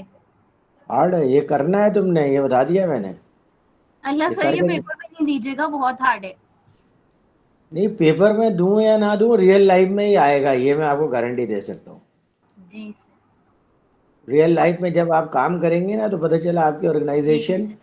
इसके ऊपर काम कर रही है, फिर आपसे क्या करेंगे आप? अल्लाह अल्लाह ये नहीं तो सर, बहुत मुश्किल आपसे है, ये कहेंगे कांटेक्ट कर आप उनको? लूंगी। तो लेना मैं क्या है उस वक्त सर? पता चला मरहूम हो चुका हूँ।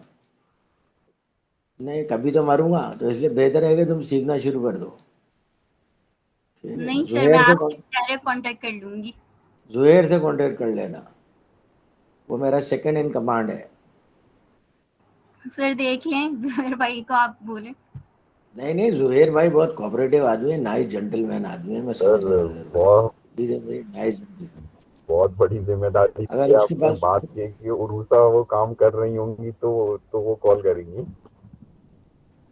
पता नहीं है उरूसा काम भी करेगी या नहीं करेगी, कुछ समझ नहीं आती उरूसा की मुझे। उरूसा चाहती क्या है जिंदगी में, ये अभी तक एक राज है, ये सरबस्ता राज है ये। और सर जिंदगी मुझसे क्या चाहती है, ये भी तो एक क्वेश्चन है। भाई जिंदगी जो भी चाहती है, आप क्या चाहती हैं वो इम्पोर्टेंट है। पहले आप ये तो समझें, फिर जिंदगी जो चाहती है उसको भी देख लीजिएगा। जी सर वो तो है, लेकिन अब जुहैर भाई हाँ, पे तो जिम्मेदारी आ गई है, मैं जुहैर भाई से कांटेक्ट कर लूंगी। जुहैर भाई वैसे भी जिम्मेदार आदमी है, अगर वो किसी को कोई सपोर्ट जी कर सर। सकते हैं तो कभी भी नहीं मना नहीं करेंगे। आप उसकी तरह से बेफिक्र रहिए, मगर आप खुद भी तो कुछ करके दिखाएं। नहीं आप सर। हिस्से का पूरा काम तो नहीं करके देंगे वो? आपको नहीं क्या सर, लगता है पूरा ऐसी सारा बात। काम ही करके दे देंगे वो आपके हिस्से का? जी सही। ऐसा तो नहीं हो सकता ना। वो आपको सपोर्ट जी प्रोवाइड कर सकते हैं, गाइडलाइन दे सकते हैं, वो हम भी दे रहे हैं, अब उसको ग्रैस्प करो। अगर इस कोर्स को तुम सीरियसली पढ़ो तो ठीक, तुम्हारा B2B मार्केटिंग का पूरा एक एक्सपर्ट बन सकते हो, अगर सही से इंशाल्लाह समझो तो। सर। मसला ये है कि हर कोई इसका 80-90% एग्जैक्टली। एब्जॉर्ब नहीं कर पाता है। दूसरा ये, तुम लोगों को मैंने असाइनमेंट दे दिया है, अब उस पर काम शुरू कर दो। कोशिश करो कि 2 महीने में कंप्लीट कर लो। वजह उसकी ये है कि फिर खाम खा में लिंगर ऑन होगा, और मुश्किल नहीं है। इसको तुम लोग करो, अब जहाँ जहाँ पे इशू है तो पूछो। सबसे पहले तो ऑर्गेनाइजेशन सिलेक्ट करो। ठीक। हलीमा ने तो अपनी ऑर्गेनाइजेशन सिलेक्ट कर ली है, सर और जुहैर ने बताया मैंने नहीं है बताया अभी तक, नहीं ये है, मैं बताया है? बताऊंगा इंशाल्लाह आज रात में या कल बता दूंगा आपको। ये मैंने क्वेश्चनर अभी गो थ्रू नहीं किया ना उससे, वो कल मिला था तो वो कल हम्म, वो मिड टर्म की वजह से फिर आज क्लास, तो इंशाल्लाह रात में या कल आपको फाइनल करता हूँ। चलो ठीक है। रूसा तुम भी सोचना शुरू कर दो, अल्लाह ठीक मैंने तुम्हें भी दिमाग दिया है। सर, मैंने आपको ऑर्गेनाइजेशन बताई तो है। कौन सी बताइए, दोबारा बता दो, तुम्हें खुद सॉफ्टवेयर याद नहीं है। सिस्टम्स। हाँ, सॉफ्टवेयर सिस्टम्स, यस यस। तो तुम्हारा एक्सेस है वहाँ पे, जानती हो किसी को, अंकल हैं कोई वहाँ पे? जी सर। हाँ, तो बस शुरू कर दो काम फिर। ठीक है सर, अच्छी बस बात है। हाँ मैं आपसे और डिस्कस करके अगर जैसे क्वेश्चन में कोई भी बस कंफ्यूजन। एक चीज़ है कि जो क्वेश्चनर है ना वो प्रोडक्ट बेस्ड है। ठीक है, अब तुम सॉफ्टवेयर, क्या नाम यही बताया तुमने? कंफ्यूजन सर मुझे भी हो रही है। उनके पास प्रोडक्ट्स हैं या सिर्फ सॉफ्टवेयर्स हैं? सॉफ्टवेयर्स हैं उनके पास। प्रोडक्ट्स नहीं है? नहीं सर। तो एक दफ़ा क्वेश्चनर पढ़ लीजिए आप भी। देखो जुहैर ने अक्लमंदी की बात की है ना, कि पहले मैं ठीक है क्वेश्चनर वही। पढ़ूंगा फिर काम नहीं बताऊंगा। जी सर, मैं एक दफा और डिस्कस कर लेती हूँ और देख लेती हूँ। हाँ, किसी को हायर कर नहीं लिया है नहीं क्या प्रोजेक्ट सर, बनाने के लिए? मुझे ऐसा कौन मिलेगा सर। खुद करो। नहीं नहीं, आपको जो लोग कुछ काम नहीं करते ना सर उनको मैं ऐसे लोग काम मिल नहीं जाते हैं। करती। मुझे नहीं अल्लाह लगता। सर, ये तो आप ज्यादा ही कर रहे हैं। क्या काम करती है बताओ? सर पता- सर मैं अच्छी क्या करती है स्टूडेंट हूँ, बताओ? क्लास में हमेशा टाइम पे आती हूँ। अरे तो ये कोई काम थोड़ी हुआ, ये तो आदत है और ये होनी चाहिए। ये कोई कमाल थोड़ी है, अल्लाह नहीं सर, तो आना इसका कोई बेवकूफ़ी है। बेनिफिट ही नहीं देंगे आप। सर जी। ये फरागत होती है, काम नहीं होता टाइम पे क्लास में आना। हाँ, अल्लाह जुहैर भाई, दैट्स नॉट और फेयर। देखो जुहैर ने भी वही बात की है, तो टाइम पे आना तो इज नॉर्मल। तो अब तुम्हें ढूंढना पड़े तो ये कोई अच्छी बात थोड़ी है। नहीं सर, एग्जैक्टली नॉट। ऐसा कौन मिलेगा सर, वैसे भी मेरे को इतने लिंक्स थोड़ी हैं। तो वो तुम प्रोफेशनल लाइफ में आओगे तो लिंक्स बनेंगे ना। लिंक्स कैसे बनेंगे? जी सोते सोते लिंक्स बनते हैं क्या? नहीं सर, एग्जैक्टली नॉट। तो फिर तुमसे जॉब करने का कहता हूँ तुम घबरा जाती हो। नहीं सर, घबराती और नहीं हूँ। क्या? और क्या, या तो तुमको मुझे जॉब करनी ही नहीं है, मुझे सिर्फ एक बेवकूफ आदमी ढूंढना है, that is sir do enough you for me. Think बेवकूफ आदमी ढूंढना इजी है? हाँ बहुत इजी है, बहुत से बेवकूफ फिर रहे हैं। नहीं, आप ये देखें सवाल के अंदर, आप ये देखें क्यूरियोसिटी कितनी है कि ढूंढा जा रहा है। सर क्या पता हाँ वो मिल तो मैं चुका समझ रहा हो। हूँ। तो अब मिल चुका है तो इसलिए तो तुम मेरे रिलैक्स हो, तो भाई की हमें बता दो बातें ना, हम कर रहे खाम में तुम्हारे पर मेहनत कर रहे हैं। चले सर पे ठीक, फातिहा पढ़ अल्लाह देते हैं फिर। अल्लाह।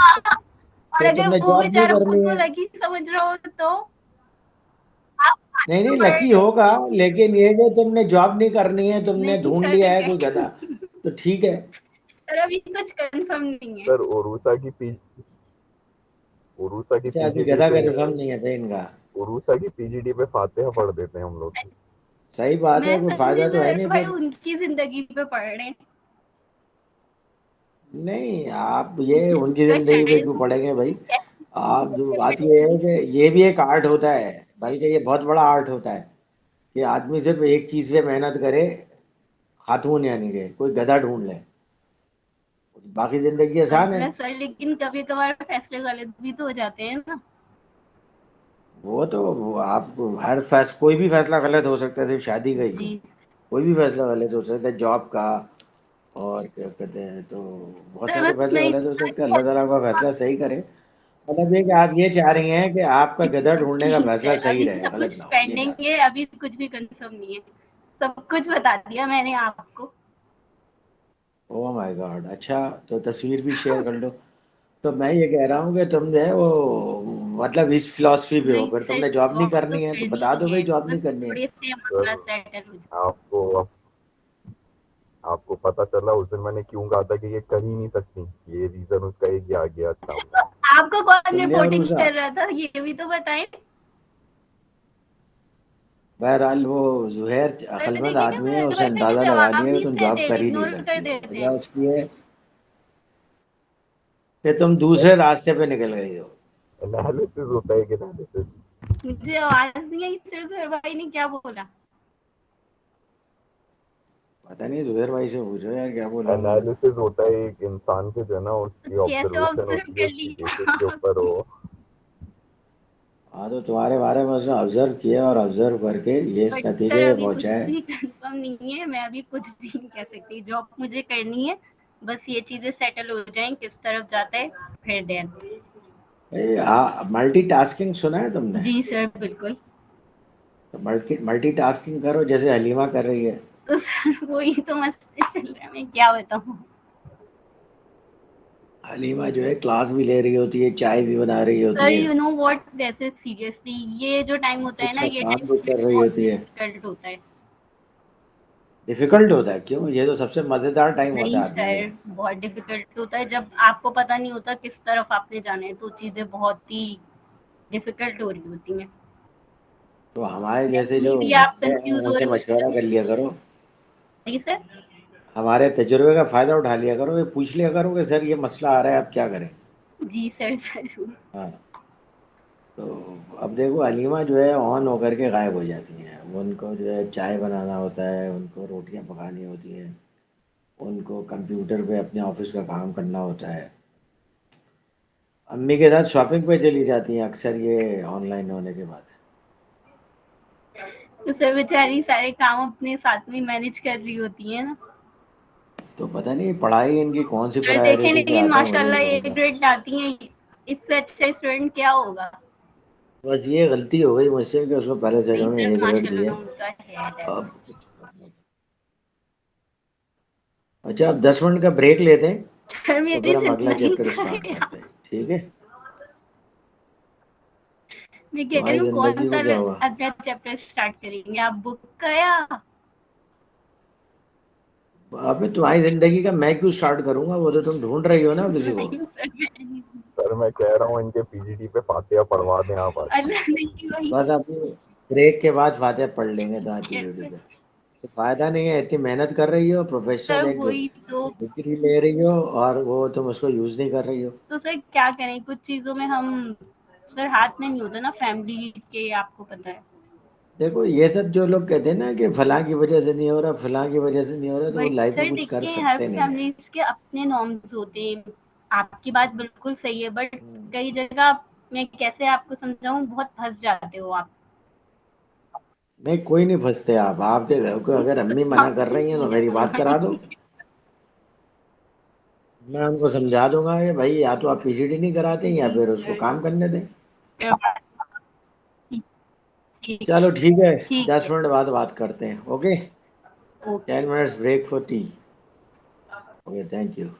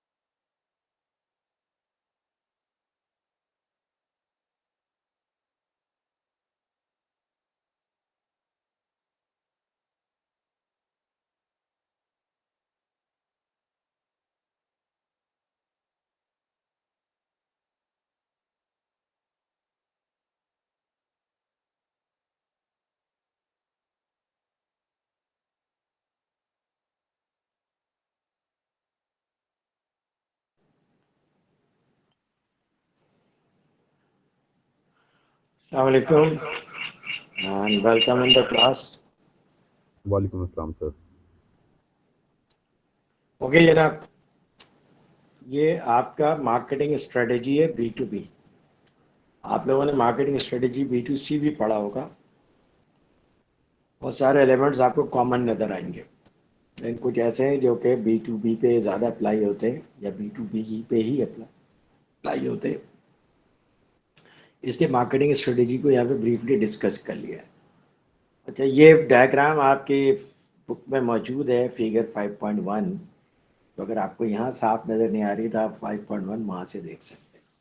बेसिकली आपको बताया गया है कि मार्केटिंग स्ट्रेटेजी के स्टेप्स क्या है। तो इन्होंने कहा कि जनाब 8 स्टेप्स हैं जिसके अंदर आप मार्केटिंग स्ट्रेटेजी को इम्प्लीमेंट करते हैं, या मार्केटिंग स्ट्रेटेजी को पहले आप अंडरस्टैंड करते हैं, what is the situation, and then you develop your marketing strategy. और अगला सवाल जो है मैं हलीमा से पूछूंगा। तो मार्केटिंग लैंडस्केप सबसे पहले उन्होंने डिस्कस किया है कि जनाब देखिए, ये पूरी दुनिया तो एक बहुत बड़ी दुनिया है, कॉम्प्लिकेटेड ग्लोब है। तो सबसे पहले आपको ये समझना होगा कि आप किस लैंडस्केप के ऊपर फोकस कर रहे हैं। ज़ाहिर है आप पूरी दुनिया पे तो फोकस नहीं कर सकते, तो इसलिए पहले आपको ये डिसाइड करना पड़ेगा कि हमारे फोकस क्या है, कंट्रीज़ कौन से हैं, प्रोडक्ट्स कौन से हैं, कॉम्पिटिटर्स कौन से हैं, और बायर्स कौन है। ये चीज़ आपने पहले एनालाइज करनी है। तो इसको हम कहते हैं मार्केटिंग लैंडस्केप, कि जिस एरिया में आपने काम करना है, जिस फील्ड में आपने काम करना है, उस लैंडस्केप का की सिचुएशन क्या है। तो सबसे पहले आप करेंगे situation analysis, that is your, कि आप इस वक्त मार्केट में नए आ रहे हैं, ऑलरेडी मार्केट में एग्जिस्ट करते हैं क्या, इसके अंदर फ्यू नंबर ऑफ कॉम्पिटिटर्स हैं, बहुत सारे कॉम्पिटिटर्स हैं, रेगुलेटरी इन्वायरमेंट कैसा है, कंट्री इन्वायरमेंट कैसा है, और मार्केटिंग के लिए जो आपको सपोर्ट चाहिए वो सारे सपोर्ट्स अवेलेबल है या नहीं। तो ये सिचुएशन एनालिसिस में आ जाता है। मार्केटिंग लैंडस्केप के बाद आप सेगमेंटेशन करते हैं। सेगमेंटेशन इसलिए करते हैं कि जनाब आपका प्रोडक्ट जो होता है वो किसी तमाम सेगमेंट्स को आप सेल नहीं कर सकते, और आपको एक फिक्स करना पड़ता है कि भाई ये वाला एरिया है जिसके अंदर हमने अपने प्रोडक्ट को सेल करना है। मे बी आप एक ऐसे सेगमेंट को टारगेट कर रहे हो जो कि इंडस्ट्रियल मार्केटिंग के हिसाब से देखें आप, तो यहाँ पे ये बात नहीं हो रही है कि आपकी प्राइसिंग प्रीमियम है या नहीं है, बल्कि यहाँ पे ये बात हो रही है कि आपका इंडस्ट्रियल मार्केटिंग में टारगेट सेगमेंट क्या है। वो टारगेट सेगमेंट आपको ऑयल एंड गैस हो सकता है, आपका पल्प एंड पेपर हो सकता है, टेक्सटाइल हो सकता है, शुगर मिल्स हो सकते हैं। तो ये डिफरेंट इंडस्ट्री के सेगमेंट्स हैं। अब इस B2B मार्केटिंग में आपका सेगमेंट कौन सा है, that you need to understand, so that आप उनके रिक्वायरमेंट के हिसाब से अपनी ऑफरिंग को टेलर मेड कर सकें। फिर आप देखते हैं कि जनाब मैक्रो इन्वायरमेंट क्या है आपका। मैक्रो इन्वायरमेंट के अंदर आपका political, legal, social, technological and economic environment आ जाता है। ये आपका मैक्रो इन्वायरमेंट है। फिर बायर पर्सोना, चैप्टर 3 में हम बायर पर्सोना पे बात कर चुके हैं। उसका मैंने एक स्केच भी बना करके दिया था कि आप जब B2B मार्केटिंग में किसी कंपनी के साथ इंटरेक्ट करते हैं तो उस कंपनी का आपने एक पर्सोना डेवलप करना है। फिर उस कंपनी के अंदर जिन लोगों के साथ आपने कांटेक्ट करना है उनका पर्सोना डेवलप करना है, ताकि जब आप उनसे इंटरेक्शन करें तो आपको पता हो कि आप किस पर्सनैलिटी के साथ इंटरेक्ट कर रहे हैं, ताकि आप अपनी नेगोशिएशन और कम्युनिकेशन को अकॉर्डिंगली टेलर मेड कर सकें। और फिर मार्केटिंग स्वॉट भी होता है। स्वॉट analysis is something which is applied almost everywhere. तो मार्केटिंग स्वॉट भी होता है।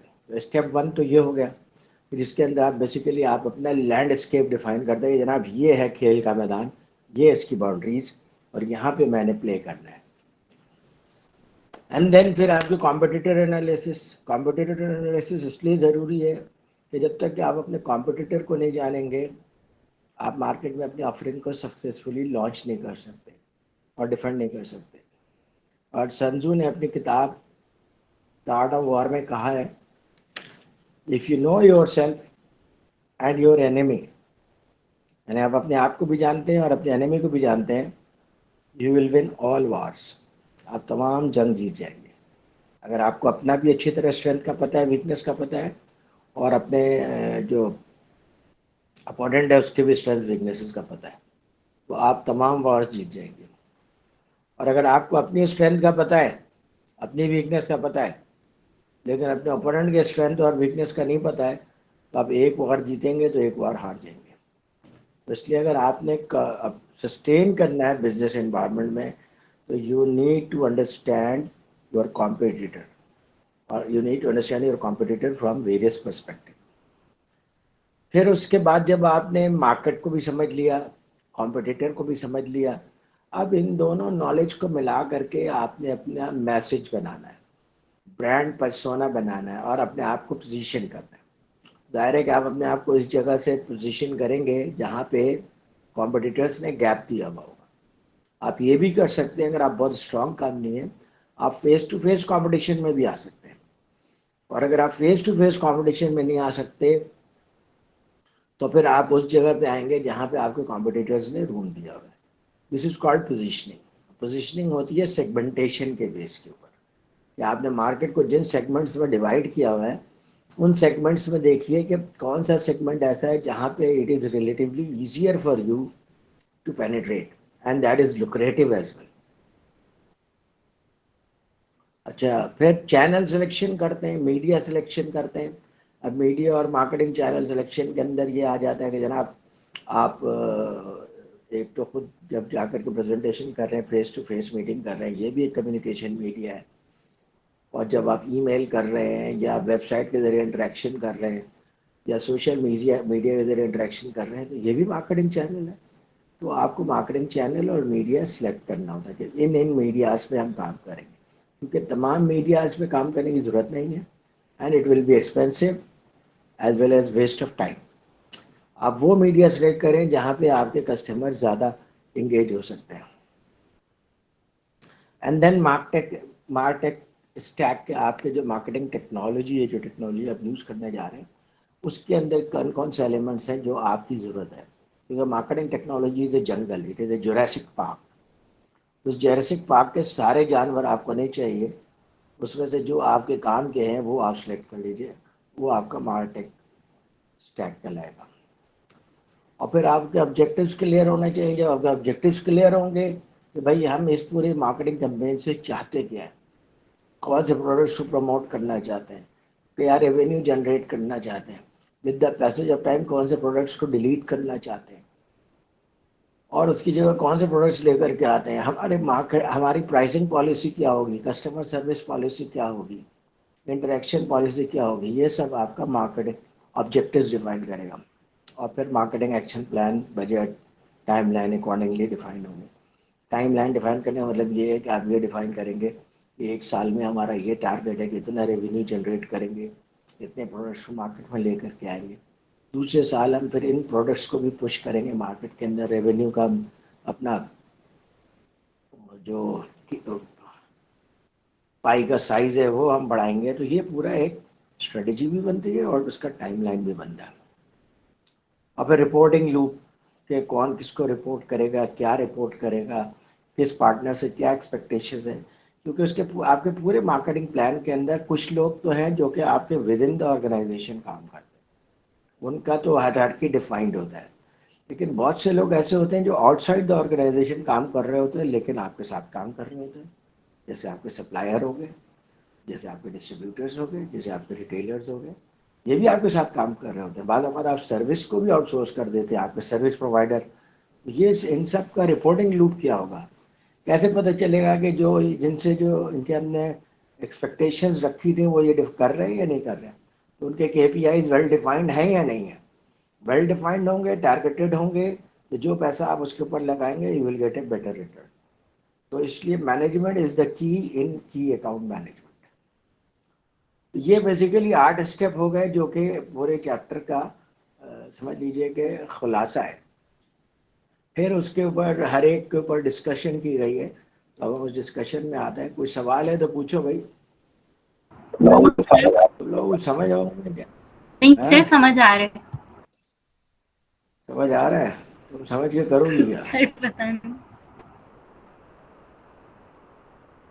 और हलीमा इज हियर और नॉट? जी सर मैं हूँ। अलीमा तुम कहाँ चली जाती हो भाई? तुमसे आवाजें यही देते रहता हूँ, तुम नजर नहीं आती हो। सर, हाँ वो चली गई थी, अभी आई थोड़ी देर पहले। अब तो आखिरी सब्जेक्ट है, अब तो तुम थोड़ी सी सीरियस हो जाओ। अच्छा जनाब, तो ये देखे आपके ये स्टेप समझ में आए? ये 8 स्टेप है, ये बेसिकली चैप्टर पूरा इन 8 स्टेप के ऊपर है। या आपको कहीं पे भी आप जाएंगे, आपकी अकाउंट मैनेजर बन जाए या सेल्स मैनेजर बन जाए, अब आप कैसे डिफाइन करेंगे कि आपने कहाँ काम करना है और क्या काम करना है? तो सबसे पहले आप अपना लैंडस्केप डिफाइन करेंगे।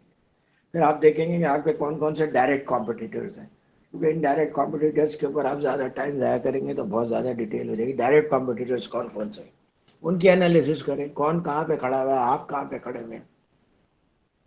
फिर आप इनके लिहाज से आप अपना मैसेज डिफाइन करें, अपना ब्रांड पर्सोना डिफाइन करें, अपनी मार्केट पोजीशन डिफाइन करें। और ये डिफाइन करने के बाद आपने सेलेक्ट करना है कि हमने मार्केटिंग प्रोग्राम को कैसे आगे बढ़ाना है, क्या चैनल यूज़ करना है, ठीक है, डिस्ट्रीब्यूटर्स यूज़ करने हैं, रिटेलर्स यूज़ करने हैं, अपनी पर्सनल सेल्स फोर्स यूज़ करनी है, आउटसोर्स सेल्स फोर्स यूज़ करेंगे, सोशल मीडिया यूज़ करेंगे, कॉल सेंटर्स यूज़ करेंगे। ये आपका पूरा मार्केटिंग चैनल सिलेक्शन का टास्क है।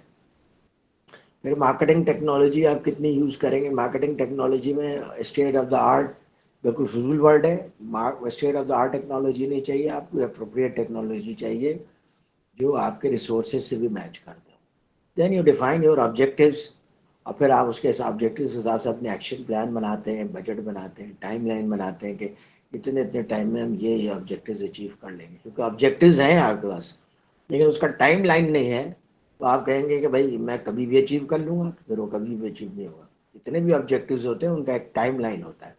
तरह ये ऑब्जेक्टिव है और ये मैंने 6 महीने में अचीव करना है, ये ऑब्जेक्टिव है मैंने with in a year achieve करना है। ये टाइम लाइन से ऑब्जेक्टिव्स को पर्पस मिलता है। फिर रिपोर्टिंग किसकी किसकी होगी, ये बहुत इंपॉर्टेंट है, क्योंकि जब तक कि आप KPIs डिफाइन नहीं करेंगे और KPIs डिफाइन करके उनको इवेलुएट नहीं करेंगे, यू विल नेवर नो कि what you are doing in the market and what you are getting. तो ये सबसे पहला स्टेप जो आपके इस फिगर में बनाया गया था, that is marketing landscape. Marketing landscape के बारे में यहाँ पे कुछ सवालात दे दिए गए हैं कि भाई क्या क्या हो सकता है। कि भाई मार्केटिंग लैंडस्केप, आप किसी नई कंपनी में गए हैं, आप सबसे पहले तो आप ये देखिए कंपनी की एज कितनी है, उसकी हिस्ट्री क्या है, और मार्केटिंग एंड एडमिनिस्ट्रेटिव एक्टिविटीज़ क्या क्या है वहाँ पे। ये एक्टिविटीज़ आप देखें, मॉनिटर करें, क्योंकि जब आप मॉनिटर करेंगे तब आप उसके अंदर चेंजेस लाएंगे और इम्प्रूवमेंट्स लाएंगे। और आप जाहिर है कि ये सब्जेक्ट पढ़ रहे हैं एज सेल्स और एग्जेक्टिव नहीं पढ़ रहे हैं, एज सेल्स मैनेजर पढ़ रहे हैं। जब आप मैनेज करेंगे डिपार्टमेंट को तो आपका माइंडसेट भी वैसे ही होना चाहिए। फिर आप ये देखेंगे कौन से प्रोडक्ट्स ये मैन्युफैक्चर करते हैं, कौन से प्रोडक्ट्स ये डायरेक्ट सप्लायर से ख़रीद लेते हैं। आम तौर पे बहुत सारी कंपनीज जो होती हैं जो इंडस्ट्रियल मार्केटिंग में है, वो कुछ प्रोडक्ट्स खुद मैन्युफैक्चर करते हैं और कुछ प्रोडक्ट्स वो मार्केट से परचेज करके अपने नाम का स्टैंप लगा करके बेच देते हैं। जैसे मिसाल के तौर पे बेयरिंग कंपनीज में बेयरिंग के कई सारी टाइप्स होती हैं। तो जो कॉम्प्लिकेटेड बेयरिंग्स होती हैं, जो डिफ़िकल्ट डिज़ाइन के बेयरिंग्स होते हैं, जो कंपनी ने खुद इन्वेंट किए हुए होते हैं, वो ये अपने पास मैन्युफैक्चरिंग करते हैं। लेकिन जो आम तरह के बेयरिंग्स होते हैं जिनको मैन्युफैक्चर करने में they don't want to waste their production facilities, वो किसी थर्ड पार्टी मैन्युफैक्चरर को दे देते हैं, वो उन्हें मैन्युफैक्चर करके दे देते हैं। जैसे ball bearing simple type of bearing है, वो थर्ड पार्टी से भी बनवा सकते हैं। तो इसलिए कोई भी जब मैन्युफैक्चरर आपके पास आता है कि जनाब मैं ये प्रोडक्ट सेल करता हूँ, वो प्रोडक्ट सेल ज़रूर करता है, लेकिन ये कोई ज़रूरी नहीं है कि सारे के सारे प्रोडक्ट्स वो खुद ही बनाता हूँ। तो ऐसे आपको बहुत सारे एग्जाम्पल्स मिलेंगे। जैसे आप देखें कि दुनिया में ग्लव्स के बहुत सारे इंटरनेशनल ब्रांड्स हैं और हर तरह के ग्लव्स मिलते हैं, प्लेइंग ग्लव्स, सेफ्टी ग्लव्स। लेकिन ग्लव्स का जो सबसे बड़ा मैन्युफैक्चरर बैठा हुआ है वो शहबाज ग्रुप ऑफ कंपनीज, वो पाकिस्तानी है। और वो जितने भी दुनिया के ब्रांड्स हैं, किम्बर्ले क्लार्क और जो भी है, उनको स्टैम्प करके वो उनको प्रोवाइड कर देता है ग्लव्स। बेसिकली बन तो पाकिस्तान में रहा। इसी तरीके से फुटबॉल्स में है, इस तरह और बहुत सारे शूज़ में है, ये चीज़ें पाकिस्तान में बन रही हैं और फिर वो इंटरनेशनल ब्रांड उसके ऊपर स्टैम्प लग करके वहाँ चला जाता है। तो प्रोडक्ट मैन्युफैक्चरिंग याद रखिएगा, कोई आदमी अगर आपके पास मार्केटिंग के लिए आता है तो ये कोई ज़रूरी नहीं है कि वो प्रोडक्ट मैन्युफैक्चर भी करता हो। तो आप भी जिस कंपनी में काम करते हो आपको पता होना चाहिए कि कौन से प्रोडक्ट्स हम खुद मैन्युफैक्चर करते हैं और कौन से प्रोडक्ट्स हम थर्ड पार्टी से परचेज करते हैं। और फिर उन प्रोडक्ट्स के साथ सर्विसेज भी चाहिए होती हैं। जब तक कि आप सर्विसेज नहीं प्रोवाइड करते हैं तो आपको प्रोडक्ट को सेल करना मुश्किल हो जाता है। जैसे आप मिसाल के तौर पर टेलीविज़न, रेफ्रिजरेटर ख़रीदने जाते हैं तो एयर कंडीशनर ख़रीदने जाते हैं तो आप ये जो भी ब्रांड देखते हैं पहले तो आप ये देखते हैं भाई उसकी रिलायबिलिटी कैसी है, परफॉर्मेंस कैसी है, एनर्जी सेविंग कैसी है। ये सब देखने के बाद आप ये भी देखते हैं कि इनका कस्टमर सर्विस का डिपार्टमेंट एग्जिस्ट करता है या नहीं करता है। क्योंकि आप कोई प्रोडक्ट खरीद लें 50,000 रुपये के, 1 लाख रुपए का, और उसके बाद फिर आपको कस्टमर सर्विस में प्रॉब्लम हो, स्पेयर पार्ट्स में प्रॉब्लम हो, तो आप सोचेंगे आई टुक ए रॉन्ग डिसीजन। तो इसलिए आपको एक ब्रीफ ओवरव्यू उसका भी लेना पड़ेगा कि इसके साथ साथ सर्विसेज कौन कौन सी सप्लाई की जाती हैं या की जानी चाहिए। फिर कौन कौन से मार्केट सेक्टर्स हैं जहाँ पे आप प्रोडक्ट या सर्विस दे रहे हैं। मैंने आपको बताया मार्केट सेक्टर्स या मार्केट सेगमेंट जो इंडस्ट्रियल मार्केटिंग में होते हैं वो इंडस्ट्रीज़ के हिसाब से डिफाइन होते हैं, B2B के लिहाज से डिफाइन होते हैं। जैसे आप ऑयल एंड गैस सेक्टर को टारगेट कर सकते हैं, आप बैंकिंग सेक्टर को टारगेट कर सकते हैं। कुछ प्रोडक्ट्स ऐसे होते हैं जो सिर्फ बैंकिंग सेक्टर में अप्लाई होते हैं। मिसाल के तौर पे आप डीजल जनरेटर बेचते हैं, अब डीजल जनरेटर बेचने में आपको इंडस्ट्री में रूम नहीं मिल रहा, आप क्या करें, बैंकिंग सेक्टर को टारगेट करना शुरू कर दें। क्योंकि जितने भी बैंक के रिटेल आउटलेट्स होते हैं वो रिलायबल ऑपरेशन के लिए डीजल जनरेटर भी खरीदते हैं। अब अगर किसी बैंक के 3,000 आउटलेट हैं पूरे पाकिस्तान में, they need 3,000 diesel generators, and not only 3,000 diesel generators but their repair and maintenance, operators and services। और वो अपना डिपार्टमेंट नहीं बनाना चाहते इसका, क्योंकि they are not into diesel generator business. वो सारा कुछ आउटसोर्स कर देंगे अगर आप प्रोडक्ट के साथ ये सारी सर्विस आप दे रहे हो। तो आप किसी ऐसे सेगमेंट में जा सकते हैं जहाँ पे कंपटीशन लेस हो। फिर ये भी देखा जाता है कि भाई इन मार्केट सेक्टर्स की मैच्योरिटी क्या है। अब जैसे पाकिस्तान में कोई साहब अगर टेक्सटाइल बिल लगाएंगे तो हम नहीं कह सकते कि भाई वो बहुत कोई अकलमंदी का काम कर रहा है। रीज़न इसके ये सेक्टर ऑलरेडी पाकिस्तान में बहुत ज़्यादा मैच्योरिटी के स्टेज को पहुंच चुका है और 60% of the market is already textile. अब कोई साहब आ करके इसमें नया टेक्सटाइल का ब्रांड लगाएं और फिर कम्पीट करने की कोशिश करें, दैट विल बी डिफ़िकल्ट। तो जब कोई बहुत मार्केट मेच्योर हो जाती है ना तो वहाँ पे कंपटीशन बहुत टफ हो जाता है, नए प्लेयर्स के लिए उसको वहाँ आना डिफिकल्ट हो जाता है। मार्केट साइज एक फिक्स हो जाता है कि जनाब इनके पास इतना मार्केट शेयर है, इनके पास इतना मार्केट शेयर है, और उस मार्केट शेयर को इन्हांस करना बड़ा डिफिकल्ट हो जाता है। क्योंकि उसको इन्हांस करने के लिए आप प्राइस डिस्काउंट करेंगे और ये बहुत ख़तरनाक रेस होती है, क्योंकि आप डिस्काउंट करेंगे अपने आप को ज़ख्मी करेंगे, दूसरा भी आपको वजह से डिस्काउंट देगा और एज ए रिजल्ट दोनों पार्टीज़ का नुकसान हो जाएगा। तो इसलिए मैच्योरिटी स्टेज के ऊपर आप अपने मार्केट शेयर को प्रोटेक्ट करने की कोशिश करते हैं, क्योंकि मैच्योरिटी स्टेज पे मार्केट इतना ज़्यादा एक्सपैंड नहीं हो रहा होता है कि आप मार्केट शेयर एक्सपैंड कर सकें। फिर सेल्स जो होती है वो ऑर्गेनाइजेशन की पूरी सेल होती है। जनरल इलेक्ट्रिक है वो इंडस्ट्रियल प्रोडक्ट्स में, जनरल इलेक्ट्रिक के बहुत सारे डिविजन हैं। वो गैस टरबाइन भी सेल करते हैं, स्टीम टरबाइन भी सेल करते हैं, रेलवे इंजन भी सेल करते हैं, हवाई जहाज़ भी सेल करते हैं, केमिकल्स भी सेल करते हैं, आरओ प्लांट भी सेल करते हैं। तो इनके बहुत सारे डिविजन्स हैं। अच्छा, ये ज़रूरी नहीं है कि कोई ऑर्गेनाइजेशन अगर ओवरऑल प्रॉफिट डिक्लेयर कर रहे हैं अपने एनुअल रिपोर्ट में तो उसके डिवीजन भी प्रॉफिटेबल हो सकता है कि कुछ डिवीजन प्रॉफिट ना कर रहे हो या कम प्रॉफिट कर रहे हो, या कुछ डिवीजन के कुछ प्रोडक्ट्स हैं वो प्रॉफिट नहीं कर रहे हैं, वो उसमें मनी लूज कर रहे हो आप। इसलिए ऑर्गेनाइजेशन को कंटिन्यूसली अपने डिविजन्स को मॉनिटर करना होता है, अपने प्रोडक्ट्स को भी मॉनिटर करना होता है। और BCG matrix is a very good tool to monitor them. BCG पढ़ा है तुम लोगों ने? जी सर, किसी को आपने याद पढ़ाया है था, BCG? आपने पढ़ाया था सर फर्स्ट कोर्स में। हाँ बिल्कुल। तो बोस्टन कंसल्टिंग ग्रुप यही बताता है कि जनाब आपका ये प्रोडक्ट स्टार है, ये प्रोडक्ट क्वेश्चन मार्क है, ये कोई प्रोडक्ट डॉग है और ये प्रोडक्ट कैश काउ है। तो आप उसके हिसाब से प्रोडक्ट्स के डिलीशन का प्लान बनाते हैं कि जनाब ये प्रोडक्ट अब मेच्योरिटी पे से डिक्लाइन के स्टेज पे जा रहा है, अब इसको डिलीट कर देंगे, इसकी जगह नए प्रोडक्ट लेकर के आएंगे। This is a continuous process.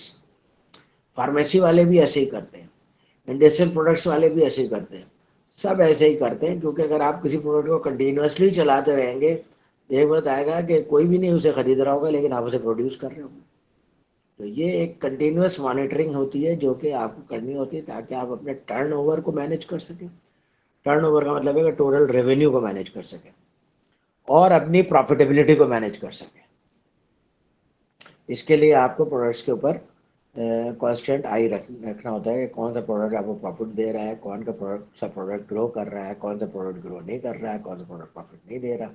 उसके हिसाब से you need to take a decision, और एज ए मैनेजर ये डिसीजन आप लेंगे।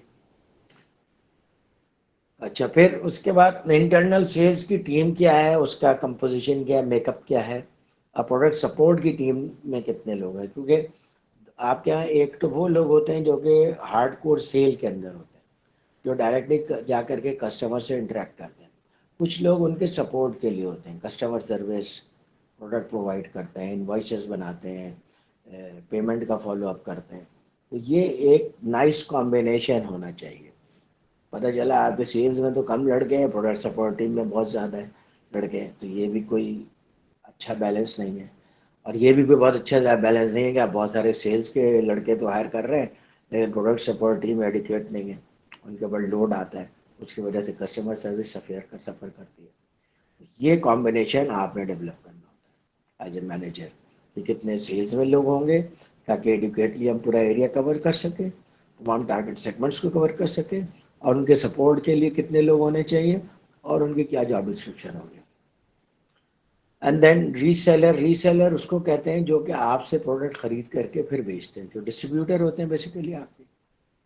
और डिस्ट्रीब्यूशन कंपनीज वो कंपनीज होती हैं जो कि अपने सप्लाई चेन के नेटवर्क के स्ट्रेंथ रखती हैं, इन्वेंट्री में इन्वेस्ट करने का एपिटाइट रखते हैं, और ये बहुत सारे कस्टमर के साथ डायरेक्टली लिंक भी होते हैं, क्योंकि वो सिर्फ आपका प्रोडक्ट डिस्ट्रीब्यूट नहीं कर रहे होते, बल्कि और भी बहुत सारे प्रोडक्ट्स डिस्ट्रीब्यूट कर रहे होते हैं, तो कस्टमर्स के साथ स्ट्रांगली लिंक्ड होते हैं।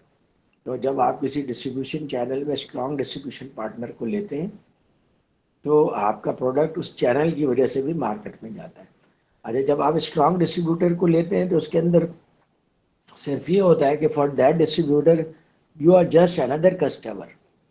तो हो सकता है कि आपको इतनी अटेंशन नहीं दी जितनी आप चाहते हैं, इसलिए आपको डिस्ट्रीब्यूशन सिलेक्शन में बहुत ज़्यादा केयरफुल रहने की ज़रूरत है, क्योंकि डिस्ट्रीब्यूटर आप बार बार चेंज नहीं कर सकते, और चेंज करना इतना आसान नहीं होता, इसके लीगल इम्प्लीकेशंस भी होते हैं और कस्टमर्स भी सफ़र करते हैं। ख़ास तौर पे जो रिसेंट मार्केटिंग एक्टिविटी है उसको आप एक नज़र देखते हैं, ताकि पता चले कि भाई क्या ये कर रहे हैं और कहाँ कहाँ पे गैप्स हैं जिसके ऊपर मैं इम्प्रूवमेंट कर सकता हूँ। उसके बाद इसमें आपने देखा था कि नेक्स्ट वाज सेगमेंटेशन। स्टेप 1 का जो दूसरा पार्ट था सेगमेंटेशन, तो यहाँ पे सेगमेंटेशंस की बात की गई है। अच्छा, सेगमेंट क्या है कि आपके प्रोडक्ट का पोटेंशियल बायर कौन कौन से होता है, और आपको सेगमेंटेशन कैसे करेंगे, ये बेसिस भी आपको डिसाइड करना होता है। Segmentation on the basis of customer business भी कर सकते हैं, segmentation on the basis of market attraction भी कर सकते हैं, ठीक है, segmentation on the basis of price भी कर सकते हैं। ये वाला सेगमेंट है वो ये प्राइस अफोर्ड कर सकता है, ये सेगमेंट ये प्राइस नहीं अफोर्ड कर सकता, हमें इस सेगमेंट को टारगेट करना है, इस सेगमेंट को टारगेट नहीं करना। तो सेगमेंटेशन के बहुत सारे बेसिस हो सकते हैं।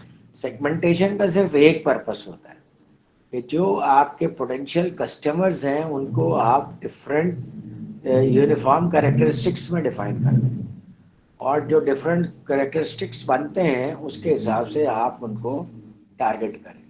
जैसे कि मैं ये एग्जाम्पल देता हूँ, आप लोगों को भी दे चुका हूँ, लेकिन दोबारा फिर ये एग्जाम्पल देता हूँ कि जैसे यूनिलीवर ने ये काम किया हुआ है कि सोप मार्केट के अंदर सेगमेंटेशन की है। ऐसे आदमी है यार, कोई तमीज ही नहीं है यार।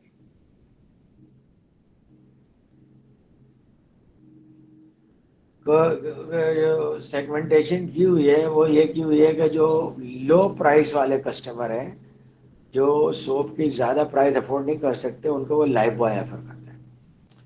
ये उन्होंने प्राइस की बेसिस पे सेगमेंटेशन की हुई है। जो मीडियम लेवल के कस्टमर हैं उनको लक्स ऑफर करता है, और जो ज़्यादा इनकम ग्रुप है, हाई इनकम ग्रुप है, उनको वो डव ऑफर करता है। तीनों सोप है, लेकिन प्राइस की बेसिस पे उन्होंने सेगमेंटेशन की हुई है। क्वालिटी की बेसिस पे सेगमेंटेशन हो सकती है, प्रोडक्ट के यूसेज की बेसिस पे सेगमेंटेशन हो सकती है। जैसे पानी मिनरल वाटर का जो 250 मिलीलीटर वाली बॉटल होती है या 1.5 लीटर वाली बॉटल होती है, वो नॉर्मली घर के लोग यूज़ करते हैं या रेस्टोरेंट्स यूज़ करते हैं।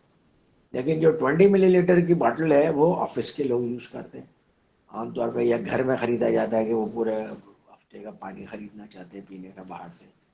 तो आपको उसकी बेसिस पे सेगमेंटेशन करनी होगी। अब ये मिनरल वाटर आप किसको सप्लाई करना चाहते हैं? होम यूज़र को, उसके लिए आपको अलग से नेटवर्क बनाना पड़ेगा। ऑफिसेज को, उसके लिए आपको दूसरा नेटवर्क बनाना पड़ेगा, क्योंकि ऑफिसेज एक जगह कंसंट्रेटेड होते हैं, वहाँ पे सप्लाई करना आपके लिए रिलेटिवली इजी होता है। लेकिन वहाँ पे आपको पेनिट्रेट करना ज़्यादा डिफिकल्ट होता है, क्योंकि वहाँ पे जाएंगे तो पहले से यूज़र मौजूद होंगे। होम बायर्स का ये है कि आपको उसके लिए ट्रांसपोर्ट का रूट डिफाइन करना पड़ेगा, नेटवर्क डेवलप करना पड़ेगा। अब कोई ज़रूरी नहीं है कि आपको अपार्टमेंट के सारे लोग मिल जाएं या किसी भी एक लाइन के सारे लोग मिल जाएं। पता चला एक को आप सप्लाई कर रहे हैं, उसके बाद आधा किलोमीटर आपकी गाड़ी ट्रैवल करती है, फिर दूसरे को सप्लाई कर रहे हैं, वो आपका एक कॉस्टली ट्रांसपोर्टेशन मॉडल बनेगा। आप उसको कैसे मैनेज करेंगे? तो इसलिए सेगमेंटेशन के जब आप करते हैं तो यू गेट एन आइडिया कि आप बेसिकली किसको टारगेट करना चाहते हैं और किसको टारगेट करना चाहिए। बाज़ जगह पे आपको रूम नहीं मिलता, बाज़ जगह पे रूम मिलता है तो प्राइस अच्छे नहीं मिलते हैं। तो यू नीड टू डिसाइड, यही आपका डिसीजन होता है एज सेल्स मैनेजर। अच्छा, और वो आपका प्रोडक्ट या सर्विस क्यों खरीदते हैं? यानी कोई भी आदमी को प्रोडक्ट या सर्विस खरीदता है तो कोई ना कोई उसका प्रॉब्लम है जो आप सॉल्व कर रहे होते हैं। लोग पानी की बॉटल 20 लीटर की क्यों खरीदते हैं? Because they are not happy with the tap water being provided by the government.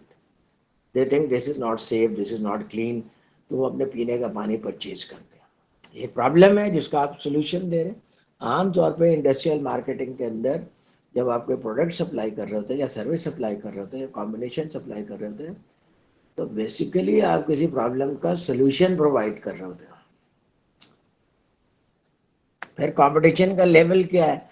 बाज मार्केट के अंदर कंपटीशन बहुत ज़्यादा है, बहुत स्टिफ है, उसके अंदर आपको रूम नहीं मिलता कि आप वो कर सके, compete कर सके। और बाज़ जगह पे कंपटीशन इतना ज़्यादा नहीं होता, यू फाइंड ए रूम। तो आपको देखना पड़ेगा कंपटीशन का लेवल क्या है। एक्सपेंस ऑफ द मार्केट, यानी मार्केट का स्कोप क्या है, मार्केट का एरिया क्या है। बहुत बड़ा मार्केट का एरिया हो सकता है, तो उस मार्केट एरिया में से कोई एक पर्टिकुलर एरिया आप चूज कर सकते हैं। अच्छा, सेगमेंट जिसको आप टारगेट कर रहे हैं वो ग्रोइंग सेगमेंट है या डिक्लाइनिंग सेगमेंट है? क्योंकि अगर आप डिक्लाइनिंग सेगमेंट को टारगेट कर रहे हैं तो may be for a year और 2 ईयर्स आपको सेल्स मिल जाए, लेकिन उसके बाद आपकी सेल्स डिक्लाइन होनी शुरू हो जाएगी। तो आमतौर पर आपकी कोशिश ये होती है कि एक ऐसे सेगमेंट को टारगेट करें जो कि ग्रोइंग सेगमेंट। और अगर आप किसी सेगमेंट को टारगेट कर रहे हैं वो ग्रोइंग सेगमेंट है, but with the passage of time आपको डिक्लाइन हो रहा है, then you need to find out a new segment. या फिर आप अपने प्रोडक्ट को मॉडिफाई करें या प्रोडक्ट को चेंज करें। फिर आपकी कंपनी का क्या एक्सपीरियंस है सेगमेंट के साथ, वो भी इम्पोर्टेंट है। फिर प्राइस पॉइंट, क्योंकि प्राइस वो पॉइंट है जिसके बेसिस पे आप डिसाइड करते हैं कि इस प्राइस पे इस सेगमेंट में जाया जा सकता है, इस प्राइस पे इस सेगमेंट पे नहीं जाया जा सकता। Therefore you need to decide your pricing. और फिर रेंज डिफाइन करना बहुत ज़रूरी है। आपने देखा होगा कि जैसे मिसाल के तौर पर मिनरल वाटर वाले वो 250 मिलीलीटर का भी पानी आपको सप्लाई करते हैं, 500 मिलीलीटर भी, 1.5 लीटर भी और 20 लीटर भी। वो इतने सारे डिफरेंट रेंज में क्यों आपको सप्लाई करते हैं? बिकॉज डिफरेंट यूजर्स की डिफरेंट रिक्वायरमेंट है, और आपको पूरी रेंज रखनी होती है ताकि आप अपने यूजर्स की नीड को फुलफिल कर सकें at different point of time. Buyers persona पे अगर आपको याद होगा तो मैंने पहले भी आपको एक स्लाइड दिखाई थी कि इसमें आप बायर का पर्सोना आप लिख सकते हैं और महफूज कर सकते हैं। और जितने भी B2B मार्केटिंग में आप लोगों के साथ इन कांटेक्ट है, कस्टमर के साथ इन कांटेक्ट है, उनका पर्सोना आपके पास होना चाहिए ताकि आप उनसे अकॉर्डिंगली इंटरेक्ट कर सकें। अच्छा, बायर ये है कि भाई कौन सा बायर है जो आपके प्रोडक्ट्स को खरीदना चाहता है, उनके करंट चैलेंजेस क्या हैं। अच्छा, यहाँ पे प्रॉब्लम का लफ्ज़ यूज़ नहीं किया गया है, लेकिन बेसिकली उनके करंट प्रॉब्लम्स क्या हैं जिसकी वजह से वो सॉल्व करना चाहते हैं, कौन से चैलेंजेस हैं जिनको वो ओवरकम करना चाहते हैं। मिसाल के तौर पे कॉस्ट उनके लिए एक चैलेंज है, कॉस्ट एस्केलेट हो रही है, तो क्या आपका प्रोडक्ट उनके कॉस्ट को रिड्यूस करने में हेल्प कर सकता है? अगर हेल्प कर सकता है तो ये राइट पर्सोना का बायर है जिसके ऊपर आप टारगेट कर सकते हैं। और अगर उन कोई प्रॉब्लम फेस कर रहा है, अगर वो प्रॉब्लम सॉल्व नहीं होते हैं, तो बायर्स को क्या कंसिक्वेंसेस फेस करने होते हैं। अगर वो कंसिक्वेंसेस सीरियस हैं और आप उस सेगमेंट को प्रॉफिटेबली टारगेट कर सकते हैं, then this is the right segment for you. फिर वो आपसे कहाँ से इंफॉर्मेशन लेते हैं? किसी ट्रेड मैगजीन से, जैसे एक ज़माने में Jamal yellow pages was very popular, उससे लोग इन्फॉर्मेशन ले लेते थे, वेबसाइट से ले लेते हैं, ब्राउजिंग करके ले लेते हैं, डिफरेंट तरह के जो सोशल मीडिया, वहाँ से आपकी इन्फॉर्मेशन ले सकते हैं। तो ये भी इम्पॉर्टेंट होता है कि आपका बायर आपके बारे में कहाँ से इन्फॉर्मेशन लेता है। फिर उसको सबसे ज़्यादा किस चीज़ को वैल्यू करता है प्रोडक्ट और सर्विस में, वो आपके लिए इम्पॉर्टेंट है कि उसको आप हाईलाइट करें। फिर वो आपकी क्वालिटी, सर्विस, सपोर्ट, रिजल्ट्स, इन सब से सेटिस्फाइड है या नहीं है। अगर नहीं है तो किस एरिया में आपको इम्प्रूव करने की ज़रूरत है।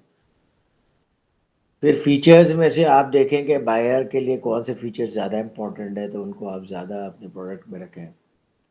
अच्छा, फिर आपका बायर के आपकी कंपनी को रिकमेंड कर रहा है, अगर रिकमेंड कर रहा है इसका मतलब है he is a satisfied purchaser.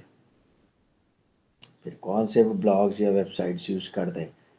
फिर आपकी कंपनी के की स्टेक होल्डर्स कौन से हैं। तो ये आपका हो गया बायर पर्सोना। ये तुम लोग सो रहे हो या सुन रहे हो? नो सर, सुन रहे। सुन रहे हैं सर। तो एक तुम ही बोलती हो, बाकी तुम नहीं। हलीमा, तुम सुन रही हो? तुम हाँ इधर हो, वेरी गुड हलीमा, तुम तो सीरियस हो गई। नहीं, good good for you Halima. तुमको क्या लग रहा है कि ये जो बातें कर रहा हूँ मैं किसी काम की नहीं है? नहीं नहीं सर, है काम की, क्यों नहीं है? नहीं, नहीं भी है तो बता दो भाई, उसमें कौन सी अरे बात है। नहीं सर, क्या हो गया? नहीं, मुझे कभी कभी ऐसा फील होता है कि तुम समझती हो कि ये बुढ़ा बेवकूफ़ी की बातें कर रहा है। ये तो मुझे पहले से पता है। नहीं सर, ऐसा कुछ नहीं है, मुझे नहीं पता। पक्की बात है। जी। असल में अपने अपने से अक्लमंद आदमी को हैंडल करना बड़ा डिफिकल्ट काम होता है। तो मुझे अक्सर सर अक्लमंद लगता मैं है कि मुझे अपने आप से। No, I am serious. अपने से अक्लमंद आदमी को हैंडल करना आसान काम थोड़ी होता है। चलो, तो मतलब समझ में आ रहा है ना तुम्हें हलीमा, या नहीं आ रहा है? जी जी सर, आ रहा है। तुमको पता है ना की अकाउंट मैनेजर की सैलरी कितनी होती है पाकिस्तान में? नहीं सर, आप बताएं कितनी होती है? आम तौर पे की अकाउंट मैनेजर को 3 से 5 लाख रुपए सैलरी देते हैं। उसके अंडर में सेल्स के लोग काम करते हैं, गाड़ी मिलती है उसको, मोबाइल, लैपटॉप, ट्रैवल अलाउंस, और पूरे पाकिस्तान में जब भी ट्रैवल करता है तो कम से कम होटल 1 में स्टे करता है, which is a nice hotel. समझ रही हैं आप? अच्छा और सर। हर जगह जहाँ पे भी जाता है उसको शोफर ड्रिवन गाड़ी वो ले सकता है। आपको मैंने बताया ना, इंडस्ट्रियल अच्छा मार्केटिंग एक्सपेंसिव होती है, इसलिए आपको बिजनेस भी इसी हिसाब से करना होता है। एक एक सेल्स इंजीनियर का टारगेट 5-5 करोड़ रुपए, 10-10 करोड़ रुपए होता है, तब कहीं जाके वो वायबल पड़ता है। उसके लिए मेहनत करनी पड़ती है, but is a very good rewarding career. और आप उसको एंजॉय करते हैं और आप इंडिपेंडेंट होते हैं। जब आप रिजल्ट दे रहे होते हैं तो आपको कोई भी हाथ नहीं लगाता, एवरी वन इज़ हैप्पी। तो आप जो है वो अपना काम भी कर सकते, मतलब आप अपनी जॉब भी कर रहे होते हैं, और चूँकि आप ट्रैवल कर रहे होते हैं तो दरमियान में आपको बैंक जाना है या कोई और इस तरह के छोटे मोटे काम है वो भी आप निपटा सकते हैं, कोई प्रॉब्लम नहीं है। जो फिक्स जॉब होती है ना 9 to 6, जो आप अपने ऑफिस में बैठे हुए होते हैं, उसमें बाज़ औक़ात आप फील करते हैं कि मैं किसी कैद खाने में बैठा हुआ हूँ। कोई ज़रूरी काम होता है लेकिन आप उसकी वजह के लिए जा नहीं सकते। तो ये जो जॉब होती है इंडस्ट्रियल मार्केटिंग की या की अकाउंट मैनेजमेंट में, इसमें ये लिबर्टी होती है। You travel, since you travel तो आप छोटे मोटे अपने भी काम कर सकते हैं। मैं ये नहीं कह रहा हूँ कि आप बेईमानी शुरू कर दें, लेकिन ये है कि आपके पास ये लिबर्टी होती है। और आप अपना काम भी कर रहे होते हैं। तो आप ये नहीं फील करते कि मुझे अगर ऑर्गेनाइजेशन ने बिल्कुल 9 to 6 बांध के रखा हुआ है, मैं हिल नहीं सकता। बहुत सारे ऑर्गेनाइजेशन में होता है, बहुत ज़्यादा डिसिप्लिन होता है, उसकी वजह से आपके छोटे छोटे काम सफ़र कर रहे होते हैं। तो इस जॉब में ये सफोकेशन नहीं है। ओके जनाब, तो अब ये आपको मार्केटिंग एनवायरनमेंट, अभी वो पहले ही स्टेप चल रहा है। मार्केटिंग एनवायरनमेंट में दो चीज़ें बता दीजिए ना, माइक्रो एनवायरनमेंट होता है और मैक्रो एनवायरनमेंट। माइक्रो एनवायरनमेंट मतलब डिटेल के लेवल पे क्या एनवायरनमेंट, आपकी कंपनी क्या है, आपके एम्प्लॉयज़ को, एम्प्लॉयर कौन है, एम्प्लॉयज़ कौन है, और मार्केट इंटरमीडियरीज कौन है। मार्केट इंटरमीडियरीज कहते हैं जो आपके डिस्ट्रीब्यूटर्स और रिटेलर्स, ये जिनसे आपका डेली बेसिस पे वास्ता है, ये आपका माइक्रो एनवायरनमेंट है। कस्टमर्स कौन है, कॉम्पिटिटर्स कौन है, ये आपका माइक्रो एनवायरनमेंट। मैक्रो एनवायरनमेंट के ओवरऑल जो फ्रेमवर्क है जिसके अंदर आप काम कर रहे हैं, लॉज क्या है, मिसाल के तौर पर सेफ्टी के लॉज हो सकते हैं, एनवायरनमेंट के लॉज हो सकते हैं। तो आपके प्रोडक्ट्स को उन सेफ्टी और एनवायरनमेंट के लॉज को फुलफिल करना ज़रूरी है। फिर पॉलिटिकल एनवायरनमेंट होता है। बाज़ औक़ात पॉलिटिकल एनवायरनमेंट आपके बिजनेस को सपोर्ट कर देता है। जैसे मिसाल के तौर पे गाड़ियों में एक ज़माने में गवर्नमेंट ने रिफर्बिश्ड गाड़ियों के इंपोर्ट पे पाबंदी लगा दी थी, ताकि तो इससे क्या हुआ था, लोकल जो जैपनीज़ मैन्युफैक्चरर्स थे उनको बहुत फ़ायदा हुआ था। ये एक पॉलिटिकल मूव आपके बिजनेस को बहुत फ़ायदा पहुंचा सकती है। जैसे पाकिस्तान में पावर की शॉर्टेज हुई तो गवर्नमेंट ने ऐसे लॉज बनाए जो कि सपोर्टिव थे कि पावर का सेक्टर ज़्यादा से ज़्यादा एक्सपैंड हो। As a result general electric ने यहाँ पे बहुत ज़्यादा रेवेन्यू अर्न किया, प्रॉफिटेबल रहा पाकिस्तान उनके लिए। और उनके जो फ्यू एम्प्लॉयज़ होते थे, फ्यू एम्प्लॉयज़ से लेकर के अब now 2500 people work for General Electric in Pakistan. तो पावर शॉर्टेज की वजह से फिर आपने देखा कि यहाँ पे विंड टर्बाइंस के बिजनेस ने भी ग्रो किया, सोलर ग्रो कर रहा है। तो ये चूँकि गवर्नमेंट इन चीज़ इनिशिएटिव्स को सपोर्ट कर रही है, इसलिए ये बिजनेसेस ग्रो कर रहे हैं। गवर्नमेंट की पॉलिसीज़ का डायरेक्ट इम्पैक्ट होता है आपकी ग्रोथ पे या आपके डिक्लाइन पे, दोनों पे इम्पैक्ट होता है। गवर्नमेंट ने थोड़ा सा सपोर्ट किया टेक्सटाइल सेक्टर को, तो आपको पता है कि आज से 1 साल पहले टेक्सटाइल सेक्टर ने बहुत अच्छी ग्रोथ दे दी। तो इसलिए ये जो पॉलिटिकल एनवायरनमेंट होता है ये बहुत इंपॉर्टेंट होता है बिजनेस के ग्रोथ के लिए। फिर इकोनॉमिक एनवायरनमेंट, इकोनॉमिक एनवायरनमेंट का क्या मतलब है कि इकोनॉमी रिसेशन में है या बूम में है। अगर इकोनॉमी रिसेशन में है तो B2B मार्केटिंग के भी जो परचेज़र होते हैं उनको डायरेक्ट कर दिया जाता है कि जनाब आप सिर्फ मिनिमम परचेजेस करें, वो परचेजेस करें जो इम्पोर्टेंट है। तो अगर आप कैपिटल गुड्स सप्लाई करते हैं तो उनकी परचेजेस स्लो डाउन हो जाती है। तो रिसेशन आपके बिजनेस को इस तरीके से हिट करता है। इसी तरीके से इकोनॉमिक एनवायरनमेंट में ये भी है कि भाई आपकी कंट्री के अंदर इंडस्ट्री ग्रो कर रही है, सर्विसेज सेक्टर ग्रो कर रहा है। अगर ये चीज़ें ग्रो कर रही हैं तो आपका बिजनेस भी ग्रो करेगा, और अगर उन वहाँ पे वो चीज़ें ग्रो नहीं कर रही हैं तो फिर आपका बिजनेस भी सफ़र करेगा। जैसे पाकिस्तान में इंडस्ट्रीज़ ग्रो नहीं कर रही, जब इंडस्ट्रीज़ ग्रो नहीं कर रही हैं तो जो इंडस्ट्री के सप्लायर हैं वो भी सफ़र कर रहे हैं। तो इसलिए economic environment is very very important to understand कि आपका फ्यूचर में बिजनेस किस तरफ जाएगा या जा रहा है। फिर सोशल एंड कल्चरल एनवायरनमेंट क्या है कि social and cultural environment B2B marketing पे कैसे इम्पैक्ट करता है। जैसे अब आपका कल्चरल एनवायरनमेंट बहुत सारी चीज़ों को, प्रोडक्ट्स को सपोर्ट करता है, बहुत सारे प्रोडक्ट्स के लिए वो स्केप्टिकल होकर के देखता है। जैसे आपका सोशल एनवायरनमेंट ये है कि आपके यहाँ लोड शेडिंग होती है।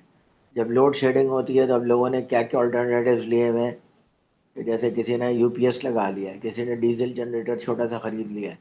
ये अब लोग सोलर लगा रहे हैं अपने घर में, 20 लाख 25 लाख रुपए इन्वेस्ट करके इतना सोलर वो पैनल लगा लेते हैं, उनके घर की रिक्वायरमेंट पूरी हो जाती है। तो आपका जो सोशल बैकग्राउंड होता है और कल्चरल बैकग्राउंड होता है वो बहुत सारे प्रोडक्ट्स के लिए सपोर्टिव होता है या बहुत सारे प्रोडक्ट्स के लिए सपोर्टिव नहीं होता है।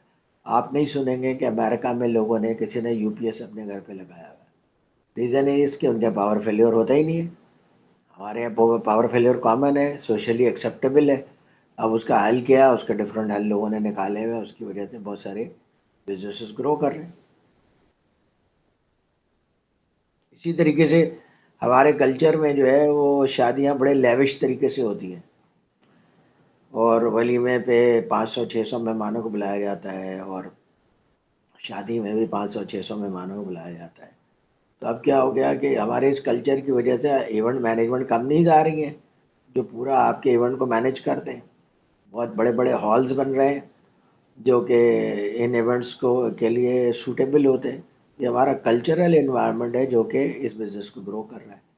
जो अमेरिका में वगैरह में शादी होती है वो तो अव्वल तो बहुत मुख्तसर सी शादी होती है, शादी करते ही नहीं है, अगर होती है तो मुख्तसर सी शादी होती है।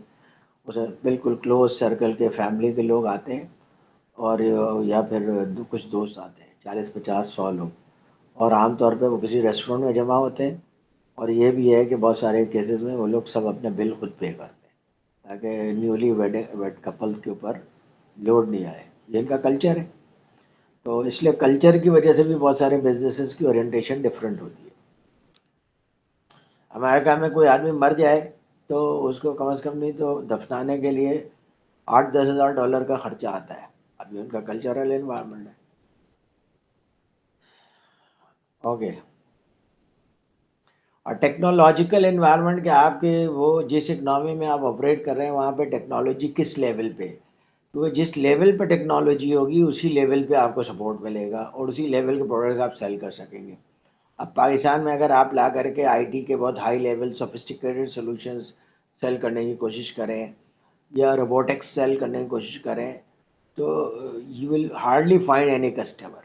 क्यों? क्योंकि हमारा टेक्नोलॉजिकल लेवल इस एडवांस लेवल पर नहीं। हमारी जो टेक्नोलॉजी है वो बहुत ज़्यादा प्राइमरी टेक्नोलॉजी इस वक्त पाकिस्तान में है। आप देखेंगे पाकिस्तान में जितनी भी इंडस्ट्रीज़ हैं वो प्राइमरी इंडस्ट्रीज से लिंक्ड है, यानी एग्रीकल्चर से लिंक्ड है, टेक्सटाइल कॉटन से लिंक्ड है, शुगर केन से लिंक्ड है, सीमेंट जो है वो आपको पता है कि वहाँ पे जो एक्सट्रैक्शन होती है उससे लिंक्ड है, पावर प्लांट्स कोल से लिंक्ड है। तो हमारे जितने भी सेक्टर्स हैं वो ज़्यादातर प्राइमरी सेक्टर से लिंक्ड है। तो हमारी टेक्नोलॉजिकल एडवांसमेंट उस लेवल की नहीं है कि हमारे यहाँ रोबोटिक्स बन सके या चिप्स बन सके या इस तरह की जो हाई लेवल की टेक्नोलॉजी मेडिसिन बन सकें। वो चीज़ें नहीं बनती हमारे यहाँ। ज़्यादातर जो मेडिसिन होती है वो जेनेरिक नेचर की मेडिसिन होती है। ये हमारा टेक्नोलॉजिकल इन्वायरमेंट है। तो जैसा टेक्नोलॉजिकल इन्वायरमेंट होगा उसी हिसाब से इंडस्ट्रियल प्रोडक्ट्स भी मार्केट में आती है। ओके, कॉम्पिटिटर एनालिसिस में यहाँ पे आपकी बुक में जो चीज़ें दी गई हैं वो सबसे पहली चीज़ है ब्रांड एंड पोजीशनिंग, कि आप अपने ब्रांड को पोजीशन कहाँ पे कर रहे हैं। आप अगर देखें किसी भी ब्रांड के अंदर तो आपको ऐसे कॉम्पिटिटर भी मिलेंगे जो हाईली प्राइस्ड हैं और हाई क्वालिटी हैं, अगर और ऐसे भी हैं जो मीडियम प्राइस्ड हैं और ऐसे भी हैं जो कि लो प्राइस्ड हैं। जैसे डीजल जनरेटर के केस में ही देख लें, सबसे महंगा जो है कॉम्पिटिटर इस वक्त कैटरपिलर है, पाकिस्तान में एग्जिस्ट करता है। कैट लोग खरीदते हैं, कैट वो लोग खरीदते हैं जिनको रिलायबल पावर सप्लाई चाहिए। तो कैट का वैल्यू प्रोपोजिशन ये है कि जनाब आपको पैसे खर्च करने होते हैं but you will get a reliable power supply, on that basis Cat is sold. उसके बाद कमेंस है, कमेंस मीडियम लेवल पे आता है। फिर जो चाइनीज़ डीजल जनरेटर्स हैं वो लो प्राइस में आते हैं। अब ये देखें कि वैल्यू प्रोपोजिशन हर सेगमेंट की मौजूद है डीजल जनरेटर में, और उस तरह और दूसरे भी आप इंडस्ट्रियल प्रोडक्ट्स देखेंगे। बेयरिंग्स में आप देख लें तो प्रीमियम प्रोडक्ट्स भी हैं जैसे एसकेएफ है, फिर मीडियम लेवल जापानीज़ प्रोडक्ट्स भी हैं जैसे एनटीएन है, नेस्के है, और उसके बाद फिर लो लेवल के भी प्रोडक्ट्स हैं जो कि मास मार्केट्स में जाते हैं, टेक्सटाइल में यूज़ होता है, फ़ैन में यूज़ होता है।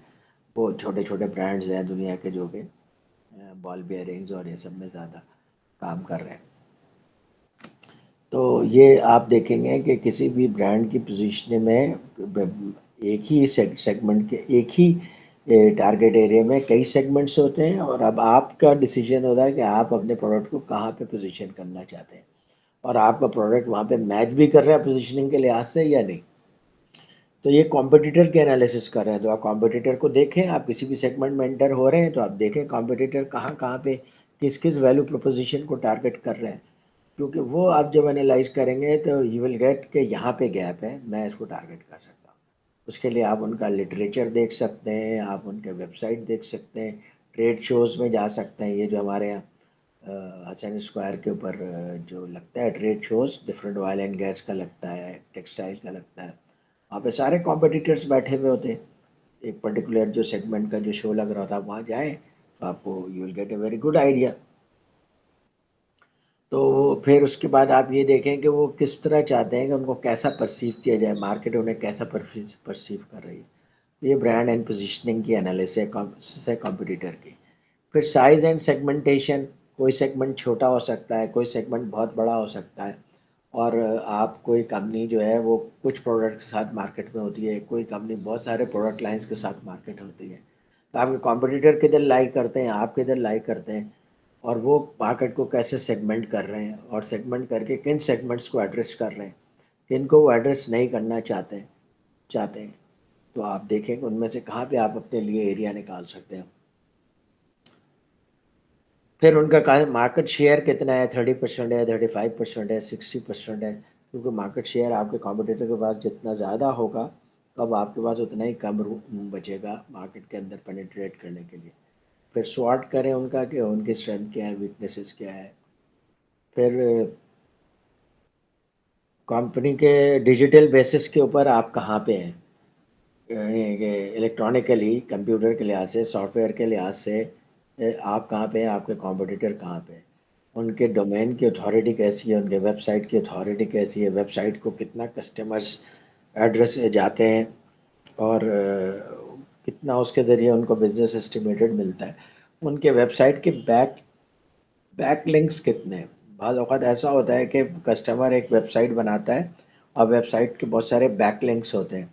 तो जब भी आप किसी के वेबसाइट पे जाते हैं और इन्फॉर्मेशन गैदरिंग करते हैं, तो वो आपको रेलेवेंट वेबसाइट पे राउट कर देता है, तो आपको अपने जो रेलेवेंट इन्फॉर्मेशन है मिल जाती है। तो कीवर्ड्स बहुत इंपॉर्टेंट हैं कि कीवर्ड से आपके किन कीवर्ड से उनका वेबसाइट गूगल पे आ जाता है। तो आप भी उन कीवर्ड्स को अपने पास इस्तेमाल करेंगे तो आपका वेबसाइट भी आ जाएगा। अब तो फिर खैर ये भी हो रहा है कि आप पे करते हैं गूगल को, वो सर्च करता है तो आपकी कंपनी पहले आ जाएगी। क्या था एसईओ यार, एक तो मैं भूलने लगा हूँ चीज़ें। एसईओ एंड बता दो एसईएम, क्या एसईओ और एसईएम। क्या था एसईओ यार। SEO sir search engine optimisation होता है, वो पेड हाँ सच, पेड कंटेंट या नहीं ठीक होता है। वो। राइट राइट राइट, उसमें हाँ कीवर्ड्स हाँ के सर्च थ्रू इंजन। आप उसको टॉप उस पे लेकर आते हैं। एसईएम के अंदर आप पेड करके एडवर्टाइजमेंट करते हैं गूगल पे। Right right right, search engine optimisation. तो आपको पता होता है कि भाई आप कौन कौन से कीवर्ड्स यूज़ करें, क्या तरीका यूज़ करें कि आपकी वेबसाइट ज़्यादा विजिबल हो सके। फिर चैनल जो आप यूज़ कर रहे हैं मार्केटिंग के लिए, कॉम्पिटिटर यूज़ कर रहा है, उसका एंगेजमेंट रेट क्या है, कितना परसेंट कस्टमर कॉम्पिटिटर्स उसको मिल रहे हैं, कस्टमर्स मिल रहे हैं चैनल एंगेजमेंट से। मार्केटिंग टेक्निक्स की सोफिस्टिकेशन क्या है, उससे मुराद ये है कि जनाब उनके वेबसाइट के की फीचर्स क्या हैं, और क्या क्या डाउनलोड कर सकते हैं वहाँ से, क्या क्या है उनके इंफॉर्मेशन अवेलेबल है। रेगुलरली सेमिनार करते हैं, वेबिनार्स करते हैं, आजकल बहुत कॉमन है इंडस्ट्रियल मार्केट में। और फिर ब्लॉग पोस्ट हैं जहाँ पे उनके ब्लॉगर्स हैं जो उनके कंटेंट को अपने ब्लॉग्स में शामिल करते हैं। फिर दूसरी तरह के टेक्निकल डाटा शीट, डॉक्यूमेंटेशन, जैसे मैंने एमएसडीएस कहा था, एनवायरमेंटल सेफ्टी शीट, ये सारी चीज़ें कॉमन होती हैं प्रोडक्ट की, वो अवेलेबल होने चाहिए वेबसाइट पे। केस स्टडीज़ इंडस्ट्रियल मार्केटिंग में एक बहुत इंपॉर्टेंट एरिया होता है। जब वो प्रोडक्ट आप सेल करते हैं जहाँ पे सक्सेसफुल होता है, तो उसकी केस स्टडी बना करके आप 1 पेज या 2 पेज की केस स्टडी बना करके आप अपनी वेबसाइट पे डाल देते हैं। उससे क्या होता है कि मिसाल के तौर पर कोई टेक्सटाइल वाला सर्च करता है, तो सर्च करने के बाद केस स्टडी सर्च करता है कि जनाब किसी टेक्सटाइल में अप्लाई किया आपने, अगर उसको केस स्टडी मिल जाती है तो उसका कॉन्फिडेंस लेवल बढ़ जाता है, तो आपके लिए जॉब वहाँ से बिजनेस लेने की अपॉर्चुनिटी बढ़ जाती है। तो सोशल चैनल्स पे, लिंक्डइन पे, फेसबुक पे और ट्विटर पे और सब चीज़ों पे वो कितना एग्जिस्ट करते हैं, उससे कितना बिजनेस लेते हैं। वीडियोज़ अवेलेबल होती हैं वेबसाइट के ऊपर जो कि बहुत सारी चीज़ों को एक्सप्लेन कर रही होती हैं, कितना कंटेंट वो दे रहे हैं। फिर न्यूज़ भी रेगुलरली अपडेट करते हैं या नहीं करते हैं। B2B में न्यूज़ बहुत ज़्यादा इंपॉर्टेंट होती है और आमतौर पे न्यूज़ लेटर्स ये सेंड करते हैं अपने कस्टमर्स को। तो न्यूज़ लेटर से उनके नए सक्सेस स्टोरीज़ भी चली जाती हैं, उनके केस स्टडीज़ भी चली जाती हैं, प्रोडक्ट अपडेट भी चली जाती हैं। और जो टेक्निकल लोग होते हैं वो इस तरह के न्यूज़ लेटर्स का इंतज़ार कर रहे होते हैं। फिर where you have heard from us, उनके कॉन्टैक्ट अस लिस्ट में होता है, तो लिखा हुआ होता है कि लिंक्डइन, ट्विटर, फेसबुक, नीचे वो लिखा हुआ होता है, तो उससे पता चल जाता है आपको कि भाई ये अपने कस्टमर को इन चैनल्स के ज़रिए टारगेट कर रहे हैं। तो आप अपनी अप्रोप्रिएटनेस भी देख सकते हैं कि अगर ये इन चैनल्स के ज़रिए टारगेट कर रहे हैं तो क्या हम भी इन्हें इन चैनल्स के ज़रिए टारगेट कर सकते हैं अपने कस्टमर्स को या नहीं। ओके, आज का लेक्चर काफ़ी बोरिंग हो गया है, हाँ? क्या ख्याल है? नहीं सर, सही चल रहा है। सही चल रहा है, बोरिंग तो नहीं हो गया? ये दोनों, ये हलीमा सो जाती है ना। सही है। अरे तुम हो इधर, वाह जबरदस्त। कुछ समझ में आ रहा है तुम्हें ये हलीमा? जी सर, हेलो, आ रहे हैं। ये तुम अगली थोड़ा अगली जॉब थोड़ा, तुम्हारी है नेस्ले की अकाउंट मैनेजर, इंशाल्लाह। इंशाल्लाह। हाँ, तो तुम्हारे जैसे ब्रिलियंट बच्चे जाते हैं और कौन जाता है। वो अभी जी जो है सर। नेस्ले की जो मैनेजर है, लड़की है, उसका क्या नाम है, सुंदर, अच्छा, सीबीएम की पढ़ी हुई है। हाँ, तो तुम तो बहुत अक्लमंद हो, तुम भी जा सकती हो। तो तुम की अकाउंट ठीक है मैनेजर सर, मैं जाओगे अप्लाई तो करूंगी। ये करोड़ों कोर्स का खत्म हो बिजनेस जाए सेटल फिर मैं कर अप्लाई दोगे। करूंगी। आप बिल्कुल अप्लाई करो, तुम्हारा नेक्स्ट जी। जॉब जो है की अकाउंट मैनेजर नेस्ले, और तुम्हारी पर्सनालिटी बिल्कुल फिट है की अकाउंट मैनेजर नेस्ले के लिए। ठीक है सर, इंशाल्लाह। गुड, शाबाश। जब जब अब तो ये आखिरी कोर्स है, उसके बाद तुम लोगों का प्रोजेक्ट है, उसके बाद तो तुम लोग पीछे मुड़ के भी नहीं देखोगे। लेकिन कभी कभी जब कामयाबी हासिल हो तो ज़रूर एक एसएमएस या व्हाट्सएप में मैसेज डाल दिया करना नहीं नहीं सर, कि क्यों नहीं देखेंगे। मैं ये बन गई हूँ, अब मैं अनलेस ये सर हो आपको गया। ऐसी उम्मीद है। नहीं, ज़्यादातर स्टूडेंट्स ऐसे ही करते हैं, तो सर क्या हम करें। ऐसा नहीं, हो सकता है तुम लोग ऐसा ना करो। एग्जैक्टली सर हम ऐसा नहीं करेंगे। चलो गुड, अच्छा अच्छी बात। तुम तो सर, जॉब ही नहीं करोगी तो तो तुमसे क्या जॉब उम्मीद भी रखें। जो करते हैं वही भूलता है, वैसे भी तो भूल सकते हैं। हाँ, वैसे भी कांटेक्ट कर सकते हो, लेकिन जब तुम लोग प्रोफेशनल सक्सेस लेते हो ना, तो हमारे जैसे बुढ़ों को सुकून आता है कि चलो ठीक है, सर कुछ पढ़ाया मैं था तो उसमें से जो कुछ आपने पोर्शन सिखाया जो है इंशाल्लाह वो अप्लाई बच्चों करूंगी। ने यूज किया, वो अप्लाई हुआ है। तो ये वजह होती है। वैसे तो आप लाइफ में कुछ भी आपको खुशियाँ मिलें तो हमें खुशी होती है भाई कि चलो बच्चे तरक्की कर रहे हैं, माशाल्लाह, अल्लाह ताला और तरक्की दे। सर जोहेर भाई से पूछे ना उनका आगे क्या इरादे है, वो कब शादी कर रहे हैं। जुहैर भाई तो शादी कर नहीं चुके सर हैं, तुम्हें नहीं सीरियसली। मालूम? मेरे ख्याल में तो जुहैर शादीशुदा है, मुझे नहीं मालूम। जी सर, अल्हम्दुलिल्लाह। अच्छा सर सॉरी, जुहैर के मुझे 2 बच्चे बिल्कुल भी हैं आइडिया माशाल्लाह। नहीं था। जुहैर, मेरे ख्याल में तो तुमसे बात हो चुकी है, तुम्हारे 2 बच्चे भी हैं माशाल्लाह। सर नहीं, अभी करेंगे, शादी करेंगे फिर हो जाएंगे 2 बच्चे। अच्छा, वो जो तुम्हारा दोस्त है वो शादीशुदा है, डैनियल? की कजन की अभी शादी हुई थी, दानियल की ना। हाँ, अच्छा अच्छा, confirm।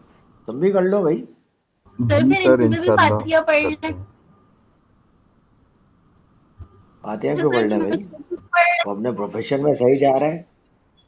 तुम तो शादी करके सर क्या प्रोफेशन छोड़ पता मैं दोगी ना, शादी तुम तो के आई बाद नहीं हो आ जाए। प्रोफेशन में।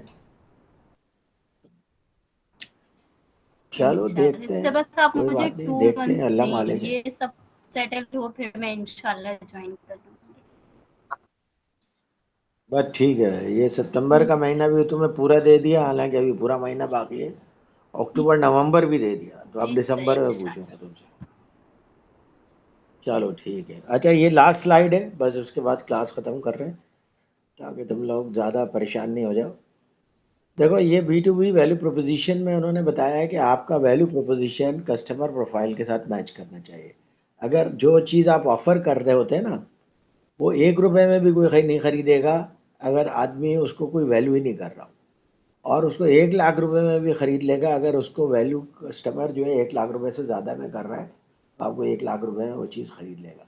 तो पहले आपने अपने प्रोडक्ट और सर्विसेज की वैल्यू क्रिएट करनी होती है और उस वैल्यू प्रोपोजिशन को डिफ़ाइन करना होता है। जब आप वैल्यू प्रोपोजिशन डिफ़ाइन कर लेते हैं, कस्टमर प्रोफाइल के साथ मैच कर जाता है, तो आपका प्रोडक्ट सेल होना शुरू हो जाता है। कस्टमर को क्या चाहिए? एक तो पेन रिलीवर चाहिए, कस्टमर पेन में है, कहीं ना कहीं कोई प्रॉब्लम है जिसकी वजह से परेशान है। तो क्या आपका प्रोडक्ट और सर्विस मिल करके उसके पेन को रिलीव कर रहा है तो ये आपका एक वैल्यू प्रोपोजिशन है। क्या आपके प्रोडक्ट एंड सर्विसेज उसके लिए कोई गेन पैदा कर रहे हैं, उसकी प्रॉफिटेबिलिटी में इजाफा कर रहे हैं, then customer will be happy.